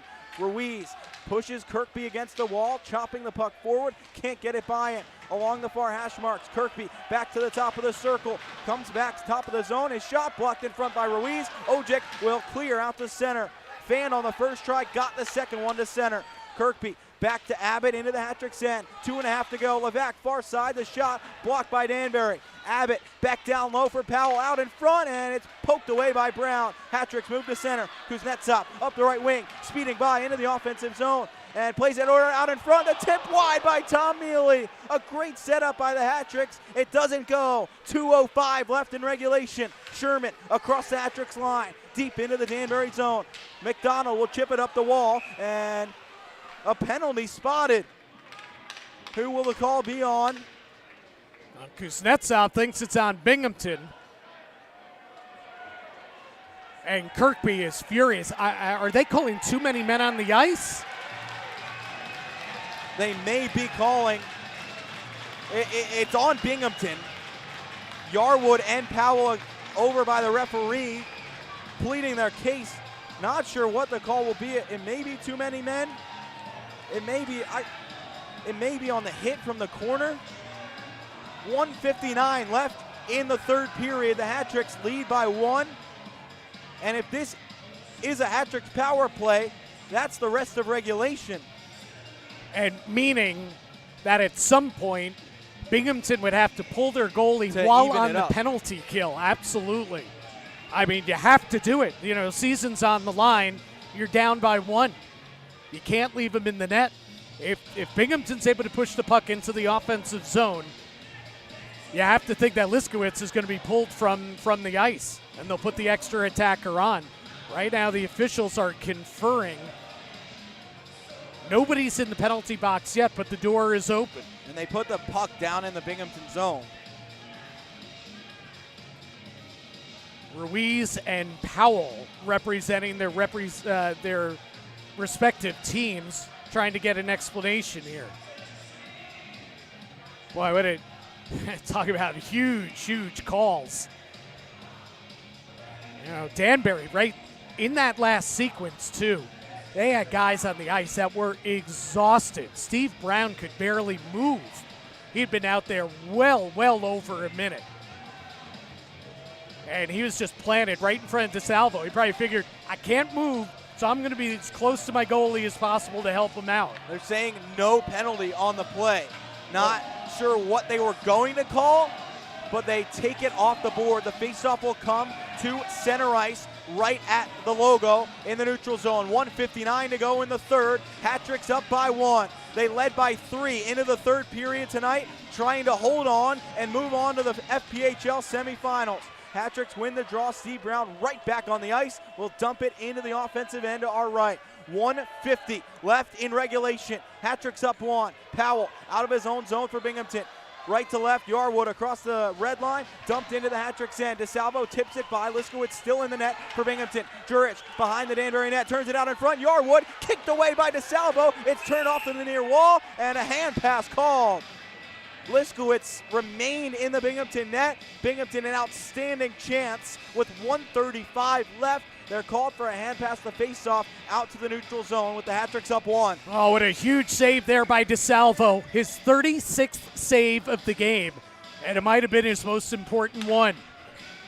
1:35 left for the Hat-Tricks to try and hold on in the third and move on to the next round. Binghamton wins the draw in the neutral zone. Powell will take over on the near wing. Off to the far side, backhanded forward by Kirkby at the Hat-Tricks line. Lazaro intercepts. Bunnell will chip it into offensive end. Levesque there for the Hat-Tricks. Cuts toward the front of the net, tries to roof it, and Liskowitz stops it with the right shoulder. Powell out through center, 1:12 to go. Jurich into the Hat-Tricks end, offside at the Danbury line. Oh, I don't know what Jurich is complaining about here. He threw his hands up in the air, and he was giving the linesman, are you kidding me? I mean, he was a good foot and a half offside when he accepted that pass. 1:11 left in regulation. Neutral zone draw, far wing, outside the Binghamton end to our right. It's Steve Mealy who will take it for the Hat-Tricks. And a timeout is being called by Binghamton. Head coach Rod Davidson on the bench after the offside call. His players weren't thrilled about. He calls the timeout. This face-off is outside the Binghamton zone, so they can't pull Liskowitz yet with 1:11 left, and the Hat-Tricks leading by one. Yeah, you got to figure Liskowitz would be as high as between the circles, and to see who would win the face-off. Binghamton's done a good job on the draws, even without Yates in the lineup tonight. Now, we should point out, at Danbury, clinging to this now one-goal lead, they have played, if not the entire period, I believe most of it, without Aaron Atwell, one of their top two defensemen. He is not even on the bench, and I do not know what the issue is, but they've been trying to make do without Aaron Atwell, and Corey Anderson also has not played the last several minutes. He went off the ice limping, slamming his stick against the boards, went down the chute. He's on the bench, but he has not taken a shift for several minutes. With 1:11 left, the Hat-Tricks have a neutral zone face-off, far wing outside the Binghamton end to our right. Mealy will win it and backhands deep into the offensive zone. Liskowitz behind the net to leave it for Powell. 1 minute left in regulation. Yarwood up the far wing. Jurich across the Hat-Tricks line, slides it all the way across. Empty net for Binghamton. The shot from Kirkby, shouldered down by DeSalvo. Turn back in front, it bounces off and all the way down the ice toward the empty net. It won't have enough on it to go in, and Powell takes over before it has the chance. 43 seconds left in regulation. Levac across the Hat-Tricks line. Danbury clinging to a one-goal lead. The backhand through the goal mouth, tipped away by DeSalvo. In the near corner, Yarwood down low for Sherman. Kirkby in the corner, 30 to go. Kirkby, side of the cage, out in front, chopped away by Bronner. Digging away, the Hat-Tricks get the puck. Mealy will clear out the center. 20 seconds left. Empty net for Binghamton, 6-on-5. Right to left into the Hat-Tricks end. They chip it high in the air off the near glass. The Hat-Tricks swatted ahead, tipped to center, and it will go into the offensive zone. Tom Mealy will shoot into the empty net, and the Hat-Tricks are moving on. 5-3 Danbury. 7.5 seconds left, and the Hat-Tricks are headed to the semifinals.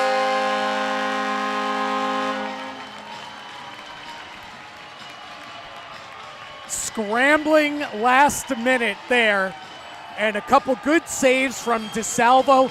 I thought that DeSalvo was almost a little bit out of control as he was slipping and sliding all over the place there, but he made some huge saves, and the fans here at Danbury Arena have erupted. The empty net goal from Tom Mealy, and we see the Hat-Tricks celebrating on the bench right now. Billy McCreary tapping everybody on the helmet on the bench. Puck is dropped, and here we go.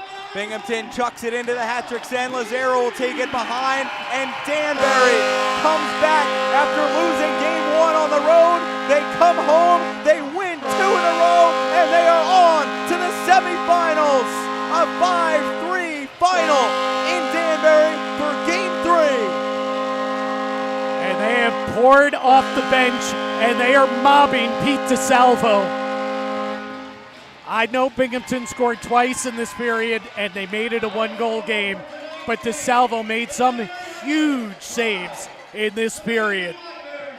The Hat-Tricks move towards center ice, and they will shake hands with the Binghamton Black Bears. The Hat-Tricks hold on in the third period to evade the comeback attempt from Binghamton. They score twice in the third. Ojic will lift the barrel tonight before the Hat-Tricks will shake hands with the Black Bears. It started early in the third. They gave up the goal just 43 seconds into Corey Sherman. At that point, it was Binghamton with the momentum and the confidence that they could come back in this game with time left. The Hat-Tricks held on in the third. Pete DeSalvo ends up with 36 saves, and the Hat-Tricks will move on to the semifinals. Huge for this organization. You know, they put so much into this for the past 2 years. You know, they felt they lost just a great opportunity, 2 years ago. They didn't get that opportunity to play in the playoffs. So these fans waited a long time, and this organization waited a long time to get, the playoff games in this building, and they got 2 of them so far. And they were 2 must-wins, and they were 2 scintillating victories by the Danbury Hat-Tricks. And just, listen, hats off to them, no pun intended. What a fantastic job, and what a great series. I mean, Binghamton not giving way, not giving up until the very end there, and really a heck of a series, and momentum swings back and forth. You never could feel comfortable in this one until the final buzzer. The Hat-Tricks made it interesting to start the third, but they hold on, and they win 5-3 in Game 3, the first series win in franchise history, and they are moving on. They will host the Columbus River Dragons in the semifinals on Friday night in Game 1, and then the rest of the series will turn down to Columbus, Georgia. The Hat-Tricks have to feel great about the comeback in this series. The game after the Game 1 loss, a loss like that, leading by 2 goals on the road in the third period and unable to come away with a win, returning home, a place where the Hat-Tricks won 24 of 30 games in the regular season. They come home, they win twice, and last night, a heroic effort to come back. 13 seconds left in regulation. Steve Neely scores. Nick Levesque in overtime. Tonight, they got off to a great start, and they held on the rest of the way. Absolutely. And how big was Steve Neely in this series? And go all the way back into the preseason and even before training camp, the talk was, guys like the Mealies are going to be the glue of this team. They're going to be the leaders. They have been through the wars. They're going to be so important to this team this season. And they were in the regular season. But boy, in crunch time in this series when they needed him the most, what does Steve Neely do? 2 goals and an assist in Game 1, another goal in Game 2, and he starts the scoring tonight in Game 3. And then brother Tom closes it off with the empty netter. The Neely brothers among many heroes tonight at Danbury Arena. We've talked last night and tonight about the rookies as well as the almost unsung heroes of this series. Tobias Ojic, 2 goals tonight. Johnny McDonald comes in last night, starts the comeback for the Hat-Tricks a night ago. Tonight, playing some big minutes late in his own end, and the Hat-Tricks get the job done, advancing to the semifinals. A 5-3 final tonight, and it was a full team effort. Every single player that dressed tonight had a big role in tonight's game, and the Hat-Tricks needed every one of those guys with a few injuries late in the game and a couple guys out of the lineup. They found a way, and they won 5-3, are heading on to the next round. Absolutely. And again, high marks to Binghamton, Coach Davidson, and Nick Needard, who's the goaltending coach here in the playoffs, the assistant coach, and to that entire team led by Jurich, who had 9 points in the series, 3 in each of the games of the series. But, now Danbury, you got 1 day to take a rest. Nobody's hitting the ice tomorrow, I guarantee you that. Danbury has played 6 games in the last 7 days, including 3 intense playoff games, 2 of which were decided in overtime. And now they get a day off tomorrow, but it won't be a day off for the coaching staff. They're going to be game planning for Columbus, the defending champions in this league, and a team that is going to be a handful, and it's going to be a rested team that is coming in here to Danbury Arena on Friday. Well, they played a couple series in the regular season, 1 in Danbury, 1 in Columbus. The Hat-Tricks earned a point in Columbus, and Columbus won a game in Danbury. It was even 6 games between the two teams. The Hat-Tricks will get the first game at home. The second 2 are on the road in a tough building to play in, but the Hat-Tricks didn't have this roster in that road series the last time around. They'll look to try and turn that around and make it to the league finals coming up against the Columbus River Dragons. Yeah, Josh, listen, I talked about, and we talked a lot about how great they've been on home ice this season, including the playoffs now, 26-6-0 on home ice, and it wasn't easy. This, as well as they played through the first 40 minutes, we talked about how Binghamton was going to push in the third, and there was bend, but there wasn't break tonight. And again, high marks to Pete DeSalvo down the stretch with a string of huge saves. You get Pete DeSalvo really for the playoffs. Yes, what he did in the regular season, but you get a guy with that kind of experience in pro hockey. You get him for these moments, and he came through. He stood tall. He was the backbone. Now he's going to go rest up because it's going to be a tough grind now, in the next series where there might be some days off. We don't know what the entire schedule is yet, but there might be some days off. Might be a travel day in there on Saturday, and really that could be, a big benefit to the Hat-Tricks. Exactly. The Hat-Tricks will hope to win Game 1 at home on Friday night before heading to Columbus, and then you just need to try and win 1 out of 2 on the road. The Hat-Tricks win Game 3 against the Binghamton Black Bears 5-3. They take the series 2-1. They're on to the semifinals this weekend against the Columbus River Dragons.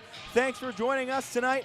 For my partner, Jim Cerny, the producer, Jack Kinnis. My name is Josh Starr. The Hat-Tricks move on to the FPHL semifinals with a 5-3 victory over the Binghamton Black Bears. We will have all 3 games of that series here on the Hat-Tricks YouTube channel.